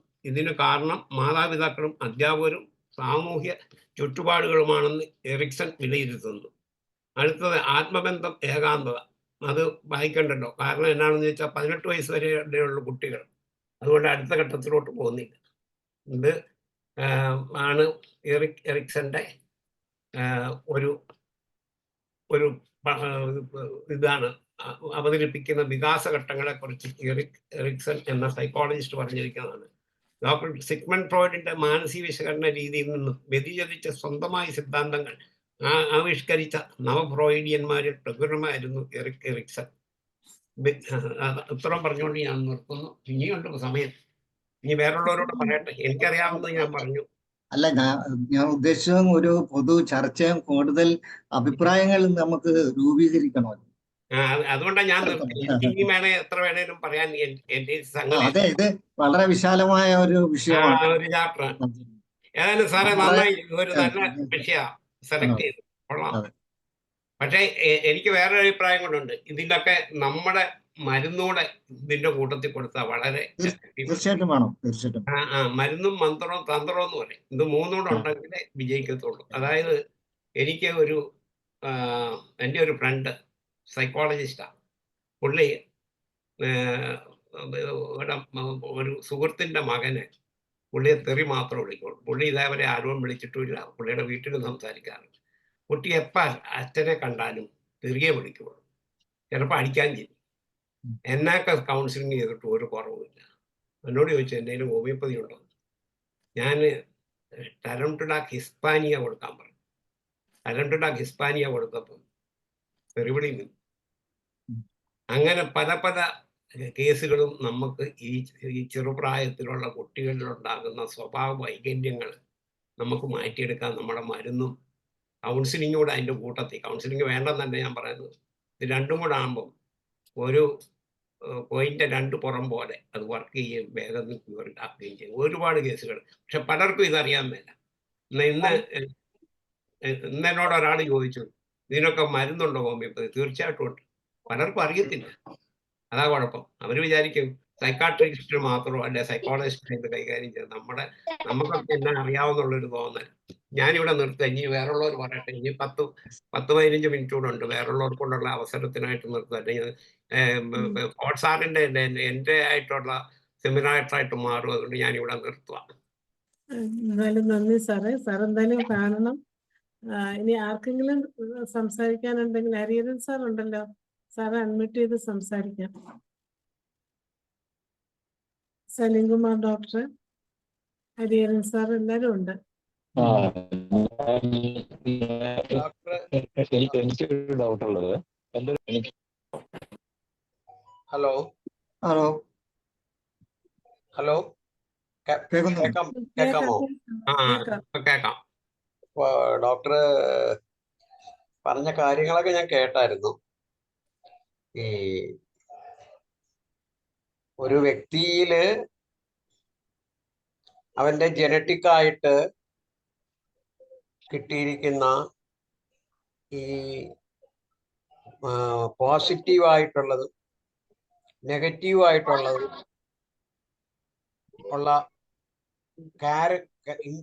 ഇൻബിൽറ്റ് ക്യാരക്ടേഴ്സ് ഉണ്ട്. അതൊന്ന്.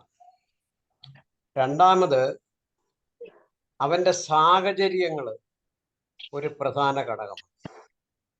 ഈ സാഹചര്യങ്ങൾ എന്ന് ഞാൻ ഉദ്ദേശിക്കുന്നത് സാമൂഹികവും അതുപോലെ തന്നെ അവന്റെ പേരൻസ്, അവന്റെ ബ്രദേഴ്സ്,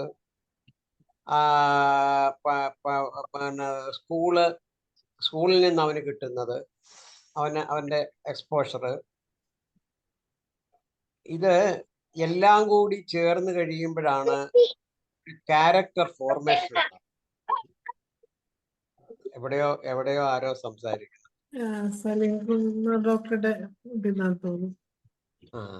ഇതെല്ലാം കൂടെ ചേരുമ്പോഴാണ് ഇവന് ഒരു കുട്ടിയുടെ ക്യാരക്ടർ ഫോർമേഷൻ നടക്കുന്നത്. അപ്പോ ഈ ഡോക്ടർ പറഞ്ഞതുപോലെ ഈ ഒരു വ്യക്തിയുടെ ഈ അതായത് ഒരു കൊച്ചു കുട്ടി ആയിരിക്കുമ്പോൾ തന്നെ നമുക്ക് അവന്റെ പോസിബിലിറ്റീസിനെ കുറിച്ച് എനിക്ക് തോന്നുന്നു ഏതാണ്ട് 80% നമുക്ക് അസസ് ചെയ്യാൻ പറ്റും. അതിന് ഒബ്സർവേഷൻ ആവശ്യമാണ്. അത് മനസ്സിലാക്കിയിട്ട് നമ്മൾ അവന് നെഗറ്റീവായിട്ടുള്ള ക്വാളിറ്റീസ് ആണ് കൂടുതലെങ്കിൽ അത് പോസിറ്റീവ് ആക്കാനുള്ള എഡ്യൂക്കേഷൻ. അതേസമയം പോസിറ്റീവായിട്ടുള്ളതാണ് അവന് കൂടുതൽ കാണുന്നെങ്കിൽ അതിനെ എൻകറേജ് ചെയ്യും. അതാണ് നമ്മുടെ വിദ്യാഭ്യാസം കൊണ്ട് ഞാൻ ഉദ്ദേശിക്കുന്നത്.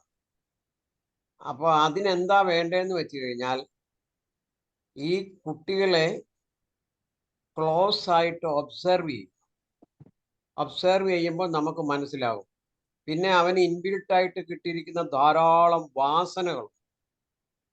വാസനകളുണ്ട്. അതായത് പാട്ട് പാടാനുള്ളത്, പിന്നെ പടം വരയ്ക്കാനുള്ളത്, പിന്നെ അങ്ങനെ ധാരാളം നല്ല പോസിറ്റീവായിട്ടുള്ള വാസനകളുണ്ട്. ഈ വാസനകളെ പരിപോഷിപ്പിക്കണം. പക്ഷെ ഈ വാസനകളെ പരിപോഷിപ്പിക്കുമ്പോൾ ചിലപ്പോൾ ഈ സോക്കാൾഡ് എഡ്യൂക്കേഷൻ, ഇപ്പോഴത്തെ സോക്കാൾഡ് എഡ്യൂക്കേഷൻ അവന് ചിലപ്പോൾ കിട്ടണമെന്നില്ല.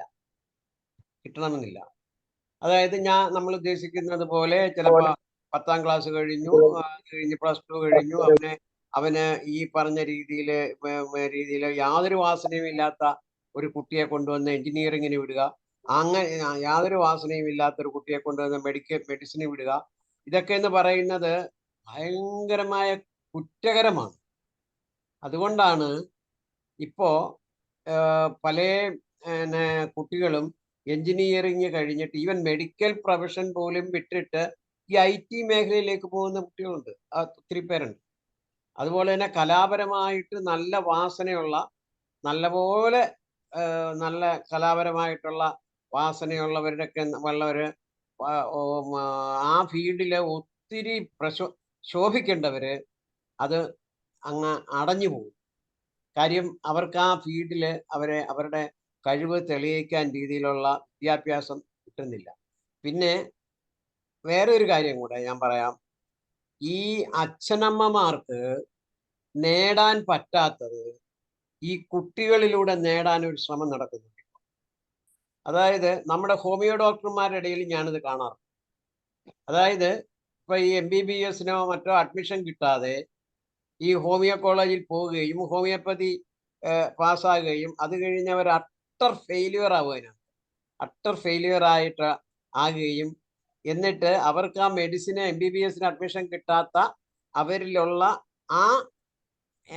അത് ഈ കുട്ടികളിലൂടെ സാധ്യമാക്കാനായിട്ട് ഉള്ള പരിശ്രമം. ആ പരിശ്രമത്തില് പല കുട്ടികളുടെയും ഈ വാസനകൾ കൂമ്പടഞ്ഞു പോയി. അവർക്ക് ഇഷ്ടമേ അല്ല പ്രൊവിൻഷ്യൽ പ്രൊഫഷൻ, പക്ഷെ അവരെ കൊണ്ട് അതിനകത്ത് തള്ളിക്കൊണ്ട് വിടുക, അതിനകത്ത് ആ കുട്ടി ഷൈൻ ചെയ്യാതിരിക്കുക, അത് കഴിഞ്ഞിട്ട് പിന്നെ ആ ജീവിതം പരാജയമാകുക, അങ്ങനെ ധാരാളം കേസസ്. അപ്പോ ഈ സോക്കാൾഡ് ഈ എഡ്യൂക്കേഷൻ എന്ന് പറഞ്ഞാൽ ഈ നമ്മൾ ഇപ്പോഴത്തെ രീതിയിലുള്ള ഈ സ്കൂളിൽ വിടുക, അതൊരു സാമാന്യ വിദ്യാഭ്യാസം നേടിക്കഴിഞ്ഞാൽ, പിന്നെ ഞാൻ ഉദ്ദേശിക്കുന്ന സാമാന്യ വിദ്യാഭ്യാസം എന്ന് പറയുന്നത് ഇപ്പം ഞാൻ 10ാം ക്ലാസ് വരെ ഉദ്ദേശിക്കുന്നുണ്ട്. ഒരു +2 ലെവലിൽ പോലും ഞാൻ ഉദ്ദേശിക്കുന്നില്ല. കാര്യം +2 ലെവലിൽ വരുമ്പോഴത്തേക്ക് സ്പെഷ്യലൈസേഷൻ വന്നു കഴിയും. മാത്തമാറ്റിക്സ് എടുക്കുക, അത് കഴിഞ്ഞ് ബയോളജി എടുക്കുക, അപ്പോഴത്തേക്കും ഒരു സ്പെഷ്യലൈസേഷൻ വന്നു കഴിയും. അപ്പൊ യാതൊരു താല്പര്യവുമില്ലാത്ത കുട്ടികളെ അവന്റെ സ്വതസിദ്ധമായ വാസനയെ തടഞ്ഞു നിർത്തി അവന് യാതൊരു താല്പര്യവുമില്ലാത്ത വിഷയങ്ങളിലേക്ക് അവനെ കൊണ്ടുപോയി ചാടിച്ചിട്ട് അവൻ ചിലപ്പോൾ ആത്മഹത്യ വരെ ചെയ്തെന്നു. അങ്ങനത്തെ കേസിൽ അവൻ പരാജയമാണെന്ന് അവന് വരുമ്പോൾ അവൻ ആത്മഹത്യ വരെ ചെയ്തെന്ന് വരും. അപ്പം ഈ അച്ഛനമ്മമാർക്ക് ഇതിനകത്ത് പങ്കുണ്ട്, സമൂഹത്തിന് പങ്കുണ്ട്, പിന്നെ നമ്മുടെ ചുറ്റുപാടുകൾക്ക് പങ്കുണ്ട്, എല്ലാത്തിനും പങ്കുണ്ട്. അതുകൊണ്ട് വിദ്യാഭ്യാസം എന്ന് പറയുന്നത് വളരെ ശ്രദ്ധ ഊന്നി ചെയ്യേണ്ട ഒരു കാര്യമാണ്. ഈ ഈ കോളേജിലോ സ്കൂളിലോ വിടുന്നതല്ല. അത് മാത്രമല്ല വിദ്യാഭ്യാസം. അപ്പോഴാണ് ഞാൻ ഊന്നി പറയുന്നു, അത് മാത്രമല്ല വിദ്യാഭ്യാസം. വിദ്യാഭ്യാസം എന്ന് പറയുന്നത് ഒത്തിരി ഒത്തിരി ഒത്തിരി കാര്യങ്ങളുണ്ട്. ഞാൻ തൊട്ടപ്പുറത്ത് താമസിക്കുന്ന വീട്ടുകാരെ പോലും അറിയാൻ മേലാത്തവരാണ് നമ്മളിപ്പോൾ സമൂഹത്തിൽ ഒത്തിരി പേരുള്ളത്. ഈ ഒരു ഒരു ഒരു ഒരു ഈ ഒരു കുട്ടി ഒരു സ്കൂളിൽ കൊണ്ട് ചേർത്ത് അവന് അച്ഛനമ്മമാരവിടെ ചെല്ലുമ്പോൾ ആദ്യം ചോദിക്കുന്ന ചോദ്യം, പരീക്ഷ കഴിഞ്ഞ് ചോദിക്കുന്നത്, നിനക്ക് എത്ര മാർക്ക് കിട്ടി? അതെനിക്ക് 35 മാർക്ക് കിട്ടി. നീ പാസ്സായല്ലോ, അല്ലെങ്കിൽ 40 മാർക്ക് കിട്ടി, പാസ്സായി.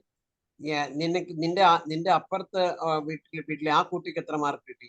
അവന് 50 മാർക്ക് കിട്ടി. ഈ അപ്പോഴ് ആ അച്ഛനമ്മയ്ക്ക് ഉണ്ടാകുന്ന രോഷപ്രകടനം മുഴുവനുണ്ടല്ലോ ഈ കുട്ടിയുടെ മേലെയാണ് അടിച്ചേൽപ്പിക്കുന്നത്. അതിന് എന്നിട്ടെല്ലാം കമ്പയർ ചെയ്യുക. ഈ കമ്പാരിസൺ തന്നെ നിർത്തേണ്ടതാണ് വാസ്തവത്തിൽ. കമ്പാരിസൺ, ഈ മത്സരബുദ്ധി ഇപ്പം വാസ്തവത്തിൽ നെഗറ്റീവായിട്ടാണ് വന്നിരിക്കുന്നത്, പോസിറ്റീവായിട്ടല്ല വന്നിരിക്കുന്നത്. ഇതൊക്കെ കുട്ടികളുടെ വിദ്യാഭ്യാസത്തെയും അവരുടെ സ്വഭാവ രൂപീകരണത്തെയും ഒക്കെ ബാധിക്കും. എനിക്കൊരു ഇംഗ്ലീഷ് പ്രൊഫസർ ഉണ്ടായിരുന്നു. സമയം ആയിട്ടില്ല. ഡോക്ടറും കൂടെ ഉണ്ട്. എനിക്കൊരു ഇംഗ്ലീഷ് പ്രൊഫസർ ഉണ്ടായിരുന്നു. അദ്ദേഹം ഭയങ്കര സ്ട്രിക്റ്റ് ആയിരുന്നു, വളരെ സ്ട്രിക്റ്റ് ആയിരുന്ന ആൾ. പക്ഷെ എന്താ സംഭവിച്ചതെന്നറിയാമോ? ഈ കുട്ടി അദ്ദേഹത്തെ അച്ഛാന്ന് വിളിക്കില്ല. അങ്ങനെ ആ പ്രൊഫസർ മരിച്ചുപോയി. ഈ പയ്യൻ വലുതായി കഴിഞ്ഞിട്ട് അദ്ദേഹം മരിച്ചതിന് ശേഷം അങ്ങേരുടെ കാര്യം പറയുമ്പോൾ അയാളെന്നേ പറയാറ്, അച്ഛൻ എന്ന് പറയാറുണ്ടായിരുന്നു. അപ്പോ ആ കുട്ടിയുടെ മനസ്സ് എന്തുമാത്രം ആ കുട്ടിക്കാലത്ത് വേദന അനുഭവിച്ചിട്ടുണ്ടാവും. ഇപ്പോഴും അതൊരു ചാക്കോ മാസ്റ്ററായിരുന്നിരിക്കും. ആയിരിക്കും. അല്ല, ഞാൻ പറഞ്ഞത് ഇപ്പോഴും ഇപ്പൊ അവൻ ഏതാണ്ട് 38 വയസ്സോളം, 38-40 വയസ്സായി. ഇപ്പോഴും അച്ഛൻ എന്ന് പറയില്ല, അയാളെന്നേ പറയും. അപ്പൊ ഒരു 2 മിനിറ്റ് എനിക്ക് പറയാനുള്ളതുണ്ട്. പിന്നെ ഇപ്പൊ മറ്റേ ഡോക്ടറോട് പറഞ്ഞിട്ട്. സലീംകുമാർ ഡോക്ടർ കേൾക്കാമോ? കേൾക്കാം. ഞാൻ ട്രെയിനിലാണ്, അതുകൊണ്ടാണ് വീഡിയോ ഓണാക്കാത്തത്. എനിക്കൊരു സംശയമുള്ളത്, ഒരിക്കൽ ഒരു കുട്ടി 4 വയസ്സുള്ള അപ്പോഴാണ് ഞാൻ ഈ കുട്ടിയെ പ്രഗ്നന്റ് ആയിരുന്നപ്പോ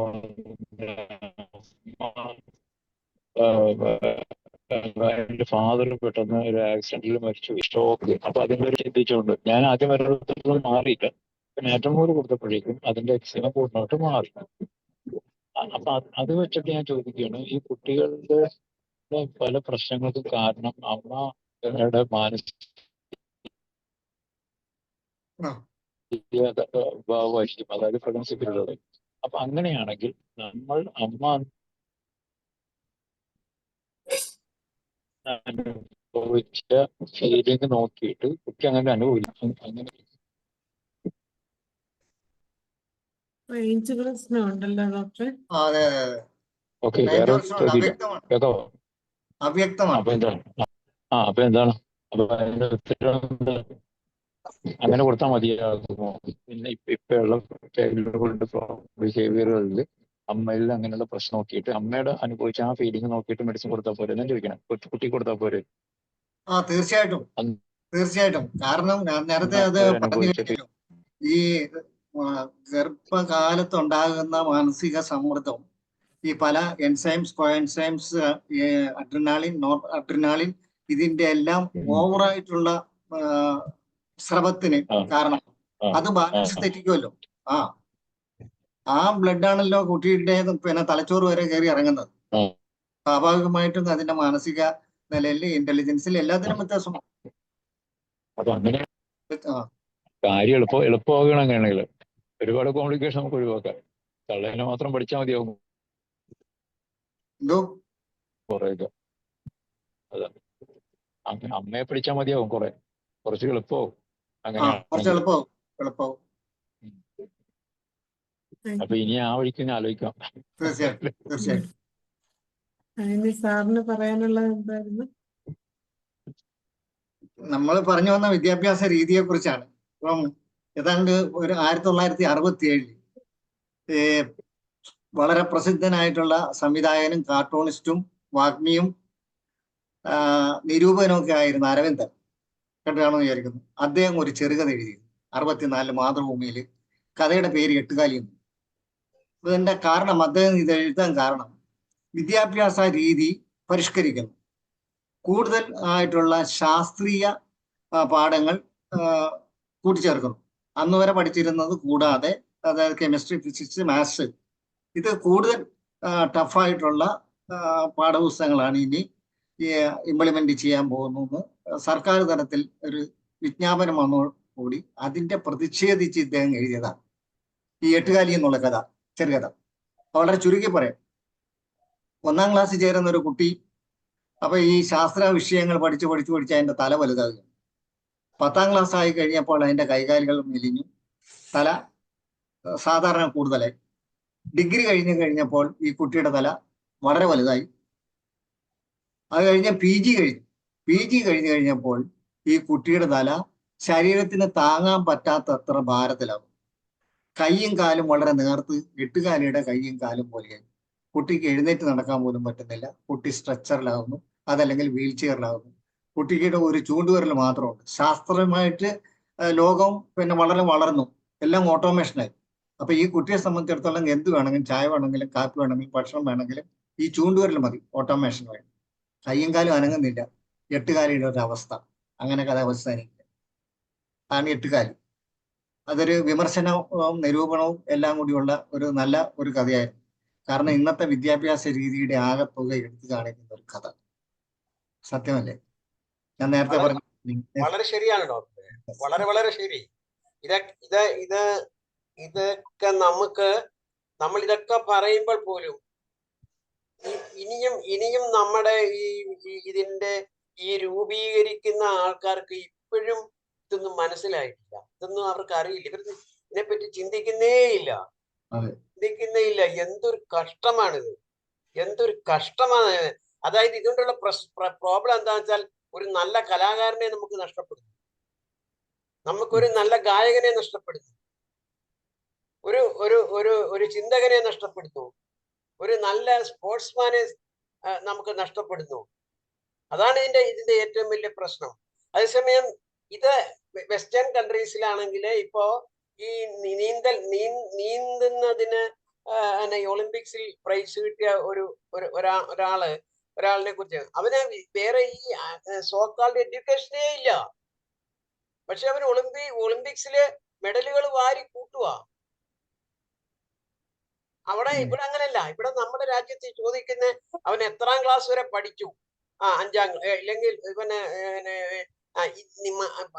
പേരൻസ് ആണെങ്കിൽ ചോദിക്കുന്നത് എന്നിട്ട് നിനക്ക് നിന്റെ അപ്പുറത്തെ അയൽക്കാരന്റെ കുട്ടിക്ക് മാർക്കാണ് ആദ്യം അന്വേഷിക്കുന്നത്, എന്നിട്ടേ തന്റെ കുട്ടിക്ക് അന്വേഷിക്കുന്നുള്ളൂ. എന്തൊരു ഈ പേരൻസ് കാണിക്കുന്ന ഈ വൈകൃതങ്ങള് കൊണ്ട് എന്താ സംഭവിക്കുന്നത് വെച്ചാൽ, ഈ കുട്ടിക്ക് ഈ അച്ഛനമ്മമാരോട് വെറുപ്പാണ് തോന്നുന്നു. വീട്ടിൽ വരാൻ ആ കുട്ടി മടിക്കുന്നു. എനിക്കിവിടെ എനിക്ക് ഒരു കൊച്ചൻ എൻ്റെ ഒക്കെ പറഞ്ഞത്, ഞാൻ ഈ വേദിയില് പറയാൻ പറ്റുമെന്ന് എനിക്കറിയില്ല. അവന് ഈ പള്ളിയിൽ പോകാൻ ഒട്ടും താല്പര്യമില്ല. ഞാൻ ചോദിച്ചു, അപ്പൊ പേരൻസ് കൊണ്ടുവന്നിരിക്കുകയാണ് ഇവന്റെ സ്വഭാവത്തില് ഒത്തിരി മാറ്റങ്ങള്, ഇവൻ പറഞ്ഞ അനുസരിക്കുന്നില്ല, അത് ചെയ്യുന്നില്ല, ഇത് ചെയ്യുന്നില്ല എന്നും പറഞ്ഞ് ഒത്തിരി കംപ്ലൈന്റ് ആയിട്ടാണ് എൻ്റെ ഒക്കെ കൊണ്ടുവന്നിരിക്കുന്നത്. അപ്പൊ ഇവന്റെ ഒക്കെ ഞാൻ നിങ്ങൾ വെളിയിരിക്കാൻ പറഞ്ഞു. എന്നിട്ട് ഞാൻ ഈ പയ്യനെ വിളിച്ചു ചോദിച്ചു, എന്താ നിന്റെ എന്റെടോ? അപ്പൊ ആ കുട്ടി പറഞ്ഞാണ്, എന്നെ സാറേ എന്നാ വിളിച്ചത്. അവനെ, എന്റെ സാറേ, ഇവർക്ക് ഞാൻ പഠിക്കണം, ഞാൻ പള്ളിയിൽ പോകണം, ഞാൻ വേദപാഠം പഠിക്കണം, ഞാന് പള്ളിയിലെ മറ്റേ ക്ലാസ് അറ്റൻഡ് ചെയ്യണം, ഞാൻ എന്തെല്ലാമൊക്കെ കൂടെ, എനിക്ക് ട്യൂഷന് പോകണം, ഞാൻ രാവിലെ എഴുന്നേറ്റ് കഴിഞ്ഞാൽ എനിക്ക് സ്വൈര്യം തരത്തില്ല ഇവര്. എന്നെ ഉറങ്ങാൻ സമ്മതിക്കത്തില്ല. ഞാൻ എന്ത് ചെയ്യണം എന്നാ കുട്ടി എൻ്റെ ഒക്കെ ചോദിച്ചത്. അത് എന്തൊരു ക്രൂരമാണ് ഈ കുട്ടികളോട് ഈ കാണിക്കുന്ന പേരൻസ്. അതുപോലെ തന്നെ രാവിലെ കുട്ടികൾക്ക് ഉറക്കം കിട്ടുന്നില്ല. ഈ ഹോംവർക്ക് എന്ന് പറഞ്ഞ ബല ഇത് എഴുതി തീർത്ത് കഴിഞ്ഞാലേ കിടത്തി ഉറക്കത്തുള്ളൂ. എന്നിട്ട് ആ കുഞ്ഞ് കിടന്നുറങ്ങുമ്പോഴത്തേക്ക് 6 മണി 6:30 ആകുമ്പോൾ വിളിച്ചെഴുന്നേപ്പിക്കുക. എന്താണെന്നറിയാമോ? 7:30 കുന്തം വരും. ഏത് വരും? വണ്ടി വരും.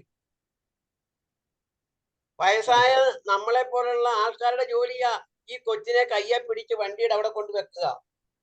അവിടെ കൊണ്ട് വെക്കണം. സാധനം വെക്കുന്ന കണക്ക്. ഉടൻ തന്നെ വണ്ടിയിൽ നിന്ന് ഇറങ്ങി 2 ആയമാര് വരും. പൊക്കി വണ്ടിക്കകത്തേക്ക് ഇടും. ആ കൊച്ച് അതിനകത്തിരിക്കും. ഒന്നും കഴിച്ചിട്ട് പോലുമില്ല. എന്നിട്ട് പാക്ക് ചെയ്ത് കൊടുത്തിരിക്കുക. എന്തോ പാക്ക് ചെയ്ത് കൊടുത്തിരിക്കുന്നത് അറിയാമോ ഡോക്ടർക്ക്? തലേ ദിവസം ബേക്കറിയിൽ നിന്ന് മേടിച്ച കുന്തപ്ലേറ്റ് എല്ലാം കൂടെ. ഞാൻ എന്റെ ഡിസ്പെൻസറിന്റെ മുൻവശത്ത് എഴുതി വെച്ചു, ബേക്കറി സാധനങ്ങൾ പിന്നെ വിഷമയമാണ്, അത് കുട്ടികൾക്ക് കൊടുക്കാൻ പാടില്ല എന്ന് എഴുതി വെച്ചു. ബേക്കറിക്കാരെല്ലാം കൂടെ എൻ്റെ ഒക്കെ വഴക്കിന് വന്നു. അടുത്തുള്ള സ്കൂളിലെ പേരൻസിന്റെ മീറ്റിംഗ് കൂടിയപ്പോ ഞാൻ അവിടുന്ന് ഇവിടെ മരുന്ന് വാങ്ങിക്കുന്ന ഞാൻ പറഞ്ഞു, നിങ്ങള് പറയണം കുട്ടികൾക്ക് എന്തോ അതിനൊരു പ്രത്യേക പേരുണ്ട്, സ്നാക്സ് കൊടുക്കുക, എന്താണ്ടൊരു പേരുണ്ട്. ഈ സ്നാക്സ് ബേക്കറി സാധനങ്ങൾ പാടില്ല കൊടുക്കാൻ പേരൻസിന്. അങ്ങനെ ഒരു തീരുമാനം എടുക്കണമെന്ന് പറഞ്ഞു. മെജോറിറ്റി പേരൻസ് എടുത്തില്ല. എന്താ കാര്യം? അവർക്ക് ഈ കുഞ്ഞിന് നമ്മുടെ പരമ്പരാഗതമായിട്ടുള്ള കൊഴുക്കിട്ടയോ ഇടിയപ്പമോ മറ്റു കാര്യങ്ങളോ ഒക്കെ ഉണ്ടാക്കി ഈ ബോക്സിൽ വെച്ചു കൊടുക്കാൻ കഴിയത്തില്ല. എന്നിട്ടാണ് ആ കൊച്ചിനെ കൊണ്ടുവന്ന് നമ്മുടെയൊക്കെ പറയുന്നത് വിശപ്പില്ല. ഇതാണ് ഇവിടെ സംഭവിക്കുന്നത്. പേരൻസ് ആദ്യം നന്നാവണം. ആദ്യം അവരാ നന്നാവണ്ടേ. ഈ ബേക്കറി സാധനം വാങ്ങിച്ച് ടിഫിൻ ബോക്സിൽ ഡോക്ടറെ മിക്സ്ചർ എൻ്റെ വീട്ടില് ഞങ്ങള് കാക്കയ്ക്ക് ചോറും, ഞാനൊരു അനുഭവം പറയുക. കാക്കയ്ക്ക് ആദ്യം പൂച്ച കഴിക്കും, അത് കഴിഞ്ഞ് കാക്ക കഴിക്കും, അത് കഴിഞ്ഞ് മിച്ചമുള്ളത് അണ്ണാൻ കഴിക്കും. പിന്നെ ലാസ്റ്റ് രാത്രിയില് ഈ ത്വരപ്പം വന്ന് ഇത് മുഴുവൻ ക്ലീൻ ചെയ്യും. ഇതാണ് എൻ്റെ ചെയ്യുന്നത്. അത് ഞാൻ വേറൊരു പ്രത്യേകത പറയട്ടെ. അപ്പൊ ഒരു ദിവസം കാക്കയ്ക്ക് കൊടുക്കാൻ ചോറില്ലായിരുന്നു, മിക്സ്ചർ കൊടുത്തു. ഇവിടെ ഇരുന്ന മിക്സ്ചർ കുറച്ച് ഇവിടെ ഇരിപ്പുണ്ടായിരുന്നു. ആരോ കൊണ്ട് കൊടുത്തതാ, അത് കൊടുത്തു. ഞാൻ പറഞ്ഞു അപ്പൊ അങ്ങനെയുള്ള സാധനങ്ങൾ കൊണ്ട് ഞങ്ങൾ ഇങ്ങനെ കൊടുത്തപ്പോ കാക്കയ്ക്ക് കൊടുത്തു. പിറ്റേ ദിവസം കാക്ക ചോറ് കഴിക്കുന്നില്ല. കാക്കയ്ക്ക് ചോറ് വേണ്ട, മിക്സ്ചർ മതി. 2-3 ദിവസം അങ്ങനെ കൊടുത്തപ്പോ മിക്സ്ചർ മതി. അപ്പൊ ഈ പിള്ളേർക്ക് ഇത് തന്നെയാ സ്വഭാവം. ബേക്കറി സാധനങ്ങളോടാണ് കുഞ്ഞുങ്ങൾക്ക് ഇഷ്ടം. അതെ, പേരൻസിനൊന്നും ചെയ്യാൻ പറ്റുന്നില്ല. രാവിലെ ഭക്ഷണം കൊടുത്താൽ കഴിക്കില്ലെന്നാ അവര് പറയുന്നത്. അതെന്താ കാര്യം ഇവർ അന്വേഷിക്കേണ്ടത്? എന്തുകൊണ്ടാണ് രാവിലെ അല്ലെങ്കിൽ ഏത് കൊച്ചാ കഴിക്കുന്നത്? എന്റെ ഡോക്ടറെ, എഴുന്നേറ്റ് വരുന്ന ഉടനെ ഇവരെ ഉറക്കപ്പായെന്ന് എഴുന്നേറ്റ് വന്ന ഒരു കുഞ്ഞ് നമ്മൾ കഴിക്കത്തില്ലല്ലോ ഭക്ഷണം. നമ്മൾ കഴിക്കുവോ രാവിലെ? അതിനകത്തൊരു സയൻസ് ഉണ്ട് സാർ, ഒരു മെഡിക്കൽ സയൻസ് ഉണ്ട്. അതായത് എഴുന്നേറ്റ് കഴിഞ്ഞ 2-2.5 മണിക്കൂറായിട്ട് ഒരു കുട്ടിക്ക് ശരിയായ വിശപ്പ് വരുള്ളൂ. 2.5 മണിക്കൂർ കഴിഞ്ഞാൽ വരത്തുള്ളൂ. അതാണ് അതിന്റെ ശരി. 8-8:30 ആകാതെ 9 ആകാതെ കുഞ്ഞിന് ഭക്ഷണം, അതിന് അപ്പൊ വിശപ്പ് വരും. അപ്പൊ എന്താ കൊടുക്കുന്നത്? ബേക്കറി സാധനം. ഏറ്റവും വലിയൊരു കോൺട്രഡിക്ഷൻ ഇന്നത്തെ കുട്ടികള്. ഒന്നുകിൽ ഞാൻ പറയും, നിങ്ങൾക്ക് ട്യൂഷൻ ക്ലാസ്സാണ് വിശ്വാസമെങ്കിൽ നിങ്ങൾക്ക് അവിടെ മാത്രം കുട്ടിനെ കുറിച്ച് പഠിപ്പിച്ചാൽ പോരെ. കാശ് കൊടുത്ത് സ്കൂളിൽ കുറെ ഫീസ് കൊണ്ടോ കൊടുക്കണോ? അല്ലെങ്കിൽ ഒന്നുകിൽ സ്കൂളിൽ മാത്രം വിടുക, അല്ലെങ്കിൽ നിങ്ങൾ ഏതെങ്കിലും ഒരെണ്ണത്തിന് മാത്രം കോൺസെൻട്രേറ്റ് ചെയ്യും. അല്ലെങ്കിൽ 10ാം ക്ലാസ് ഹൈസ്കൂൾ ആകുമ്പോൾ സ്കൂളിൽ കൂടെ ചേർത്താൽ പോരെ. വെറുതെ എന്തിനും 2 സ്ഥലത്തും കാശ് ചെയ്യണം ഞാൻ ചോദിക്കാറുണ്ട്. ഏറ്റവും നല്ല വിദ്യാഭ്യാസം നടക്കുന്നത് ഗവൺമെന്റ് സ്കൂളിലാണോ? ഞാൻ സ്റ്റേറ്റ് സ്കൂളിൽ കുട്ടികളെ പഠിപ്പിച്ചാണ് സാറേ. ഞാൻ സ്റ്റേറ്റ് സ്കൂളിൽ പഠിപ്പിച്ചതിന്റെ പേരിൽ ഒരുപാട് ചീത്ത കേട്ടു. പക്ഷെ എന്റെ മക്കൾക്ക് അതിന്റെ ഗുണമുണ്ടായി.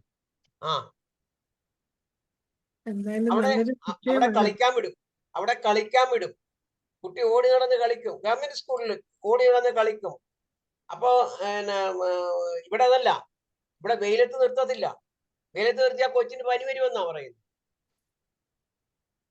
കുറുപ്പ് സാറ് പറഞ്ഞ അത് ഒന്നുകൂടെ ഒരു ആഡ് കൂടി എനിക്ക് ചേർക്കാറുണ്ട്. കാരണം 10 വയസ്സ് വരെ കുട്ടികള് കളിയാണ് അവർക്ക് മുൻപിൽ നിൽക്കുന്നത്. കളിവാസന, സംഘവാസന എന്ന് വേണം. ഇപ്പൊ സംഘം ചേർന്ന് കളിക്കുക 10 വയസ്സ് വരെ, അത് അവരുടെ ബ്ലഡിൽ ഉള്ളതാണ്. പക്ഷെ അതിനുള്ള സാഹചര്യം ഇന്നില്ല. സംഘം ചേരാനോ കൂട്ടുകാരോ അവർക്ക് ഒരു മാനസിക ഉല്ലാസം കിട്ടാനുള്ള ഒരു സാഹചര്യവും ഇന്നില്ല. ഒരു സാഹചര്യമില്ല. ഞാനൊക്കെ സ്കൂളിൽ പഠിച്ചുകൊണ്ടിരുന്നപ്പോൾ ഗുസ്തി ഉണ്ടായിരുന്നു ഡോക്ടറെ. ഗുസ്തി എനിക്കൊരു രാഘവ സാർ ഉണ്ടായിരുന്നു. രാഘവ സാറ് ഞങ്ങളെ 2-3 ബാച്ചായിട്ട് തിരിച്ച് ഗുസ്തി നടത്തിക്കും. അപ്പൊ അങ്ങനെ സ്ഥിരമായിട്ട് ഗുസ്തി ജയിക്കുന്ന ഒരുത്തനുണ്ടായിരുന്നു. അപ്പൊ ഞാൻ അവന്റെ ഒക്കെ ചോദിച്ചു, നിന്റെ ഭക്ഷണം എന്താണെന്ന്. അപ്പൊ അവൻ പറഞ്ഞ എന്താണെന്നറിയാമോ? ഞാൻ ഇന്ന് മറക്കത്തില്ല. അവൻ പറയുന്നത് എന്താ അറിയാം, എന്റെ അച്ഛന് കൊപ്ര ബിസിനസ്സാണ്. അപ്പൊ അമ്മയുടെ ഒക്കെ കുറച്ച് ശർക്കര വാങ്ങിച്ച് പോക്കറ്റ് ഇട്ടിട്ട് അച്ഛന്റെ ചാപ്രായി പോയി ഈ കൊപ്രയും ഈ ശർക്കരയും കൂടെ തിന്നും. അതാ എനിക്ക് ബലം കിട്ടുന്നത്. അപ്പൊ ഞാൻ വിചാരിച്ചു അപ്പൊ ഞാൻ അങ്ങനെ കഴിച്ചാൽ മതിയല്ലോ എന്ന് ഞാൻ സ്ഥിരം തോക്കുന്ന ഒരുത്തനാ കുസ്തിയില്.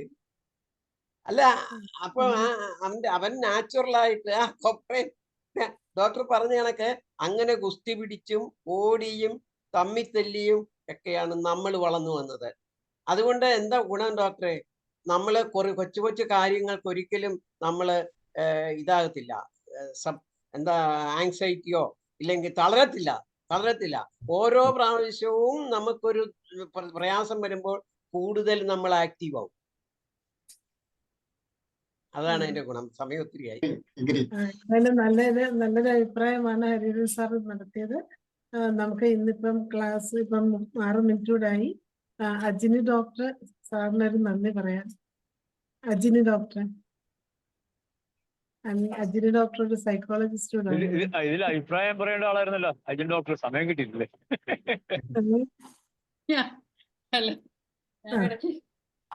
ഞാൻ കേൾക്കുന്നുണ്ടായിരുന്നോ? ഉറങ്ങുമായിരുന്നു എനിക്ക്. ഞാൻ കേൾക്കുന്നുണ്ടായിരുന്നു. സത്യത്തില് സാർ പറഞ്ഞ കാര്യങ്ങളൊക്കെ ഭയങ്കര വാല്യുബിൾ പോയിന്റ്സ് ആണ്. ഈ പറഞ്ഞതുപോലെ പല ആൾക്കാരും നമുക്ക് കിട്ടിയതല്ലേ നമുക്ക് കൊടുക്കാൻ പറ്റത്തുള്ളൂ, നമ്മുടെ കപ്പിൽ നമുക്ക് കൊടുക്കാൻ പറ്റത്തുള്ളൂ എന്ന് പറഞ്ഞതുകൊണ്ട് അടിയൊക്കെ കിട്ടി വളർന്നവരായതുകൊണ്ട് കുട്ടികളെ ശിക്ഷിച്ചും ഒക്കെ, കാരണം ഓരോ മാതാപിതാക്കളെ ട്രാൻസ്ഫർ ചെയ്യുന്നതാണ് അടുത്ത ജനറേഷനിലോട്ട് പോകുന്നത്. അവർക്ക് കിട്ടിയത് അവർ കൊടുക്കും, നമുക്ക് കിട്ടിയത് കൊടുക്കും എന്ന് പറയുന്നത് പോലെ നമ്മൾക്ക് അടിച്ചു വളർത്തുന്ന ഒരു ശീലം അറിഞ്ഞോ അറിയാതെയോ നമ്മളും പല തലമുറയിലോട്ട് വിട്ടിട്ടുണ്ട്. അതൊക്കെ തെറ്റായിരുന്നു എന്ന് മനസ്സിലാകുന്നത് പിന്നെ കുറച്ചു കഴിഞ്ഞ് ഈ പറഞ്ഞ പോലുള്ള ബോധങ്ങളൊക്കെ വന്നതിന് ശേഷമാണ്. അപ്പോൾ ഇനിയുള്ള തലമുറയെങ്കിലും ഗർഭകാലം മുതൽ നോക്കി നല്ല രീതിയിൽ സംരക്ഷിക്കട്ടെ. ആ രീതിയിലുള്ള ക്ലാസ്സുകളൊക്കെ സാർ പറഞ്ഞത് എനിക്ക് ഒരുപാട് ഇഷ്ടപ്പെട്ടു. കാരണം അവരുടെ മെന്റൽ ഹെൽത്തിനെ അത് എത്രത്തോളം ബാധിക്കുന്നു എന്നുള്ളത് നമ്മൾ മനസ്സിലാക്കുന്നില്ല സത്യം. പിന്നെ അരിയൻ ഡോക്ടർ നേരത്തെ പറഞ്ഞതുപോലെ പിന്നെയും അടിയൊക്കെ കിട്ടിയാണ് വളർന്നതെങ്കിലും കുറച്ചുകൂടെ സാമൂഹ്യ ജീവിതം നമുക്കുണ്ടായിരുന്നു. മനുഷ്യൻ ഒരു സാമൂഹ്യ ജീവിയാണ്. അവൻ സമൂഹത്തിൽ നിന്ന് വിട്ട് അകത്തേക്ക് വന്നപ്പോഴാണ് അവന്റെ മനുഷ്യത്വം നഷ്ടപ്പെട്ടതും അവന്റെ രീതികളെല്ലാം മാറിയതും. കാരണം പ്രകൃതിക്ക് വിരുദ്ധമായ ഒരു ജീവിതം ജീവിക്കുന്നത് കൊണ്ടാണ് നമ്മുടെ എല്ലാ കുഴപ്പങ്ങൾക്കും കാരണം. മറ്റേ ഷെയർ ചെയ്യുക, അയൽക്കാരുണ്ടാവുക, കളിക്കുക, കുളിക്കുക, ഇങ്ങനെ ഒരുപാട് ആക്ടിവിറ്റീസ് ഉണ്ടായിരുന്നു. അപ്പോൾ പ്രകൃതി നിശ്ചയിച്ച രീതിയിൽ ജീവിക്കുകയും പിന്നെ ഈ പറഞ്ഞതുപോലെ ഇതൊക്കെ നമുക്ക് മോഡേൺ അറിവുകളാണ്. കുട്ടികളെ എങ്ങനെ വളർത്തണം എന്നൊക്കെ ഉള്ളത് മോഡേൺ എന്നല്ല, ഇതൊക്കെ പണ്ടേ ഉള്ളതായിരുന്നു. പക്ഷെ എന്നാലും കുറച്ചും കൂടെ ആളുകളിലുണ്ട്. അപ്പം വളരെ നല്ലൊരു ക്ലാസ് ആയിരുന്നു സത്യത്തില്. അത് ഓരോ ഏജ് അനുസരിച്ച് അദ്ദേഹം പറയുകയൊക്കെ ചെയ്തത് വളരെ നന്നായിരുന്നു. അപ്പം IFPHന്റെ പേരിലും എൻ്റെ സ്വന്തം പേരിലും സത്യത്തിൽ ഞാനത് കേൾക്കുമ്പോൾ പലപ്പോഴും ഓർത്തു, ഓരോരോ ഏജിൽ നമ്മളത് ശ്രദ്ധിച്ചില്ലല്ലോ എന്ന് ഓർത്ത് എല്ലാവരും വളർന്നുപോയി. അപ്പൊ ഒരുപാട് നന്ദിയുണ്ട്. Thank you so much. Saleem Kumar doctor hand raise ചെയ്തത് ചോദിച്ചു കഴിഞ്ഞായിരുന്നല്ലോ അല്ലെ? അതെ അതെ അതെ, ഞാന് ട്രെയിനിൽ പറഞ്ഞുള്ളൂ, അതിന് തൊടാൻ പറ്റിയില്ല, ഫോണിൽ തുടരില്ല. ഡോക്ടർ വളരെ നല്ല ക്ലാസ് ആയിരുന്നു. കുട്ടിക്ക് രാത്രിയെ ചോദിച്ചിട്ട് എടുത്തു കൊടുത്തു എന്നൊക്കെ പറഞ്ഞ എനിക്ക് ഭയങ്കര ഒരുപാട് ബഹുമാനം തോന്നി സത്യത്തില്. Thank you so much. നന്ദി അജിനി ഡോക്ടറെ. എന്തായാലും നല്ലൊരു വിഷയമാണ് ഇന്ന് സാർ ഇവിടെ എടുത്തത്. അതെ അതെ, വളരെ നല്ല വിഷയമായിരുന്നു. നല്ല വിഷയമാണ്. ഇന്ന് നമ്മൾ കേട്ട എല്ലാ കാര്യങ്ങളും പ്രാവർത്തികമാക്കുമായിരുന്നെങ്കിൽ നല്ലൊരു സമൂഹത്തെ നമുക്ക് വാർത്തെടുക്കാൻ പറ്റുമായിരുന്നു. പക്ഷേ അത് അസാധ്യമായ ഒരു രീതിയിലാണ് ഇന്ന് ലോകത്തിന്റെ പോക്കെന്നുള്ളതാണ് വളരെ ദയനീയമായിട്ടുള്ള ഒരു കാര്യം. എന്തായാലും ഇത്രയും നല്ലൊരു ക്ലാസ് എടുത്ത് ജെയിംസ് പോൾ സാറിന് ഒരിക്കൽ കൂടി നന്ദി പറയുന്നു. അതുപോലെ ഇന്നത്തെ ഈ ചർച്ചയിൽ പങ്കെടുത്ത Sreedharakurup sir, Hariharan sir, Salim doctor, അതുപോലെ രജനി ഡോക്ടർ, എല്ലാവരുടെയും വിലപ്പെട്ട അഭിപ്രായങ്ങളാണ് ഇന്നിവിടെ നമുക്ക് ലഭിച്ചത്. എല്ലാവർക്കും പ്രത്യേകം നന്ദി അറിയിക്കുന്നു. അതുപോലെ ഇന്നത്തെ സൂം വെബിനാറിൽ പങ്കെടുത്ത എല്ലാവർക്കും നന്ദി അറിയിക്കുന്നു. അങ്ങനെ നമ്മുടെ 1546 പ്രതിദിന സൂം വെബിനാർ സന്തോഷത്തോടെ അവസാനിക്കുകയാണ്. എല്ലാവർക്കും ശുഭരാത്രി. ഓക്കെ.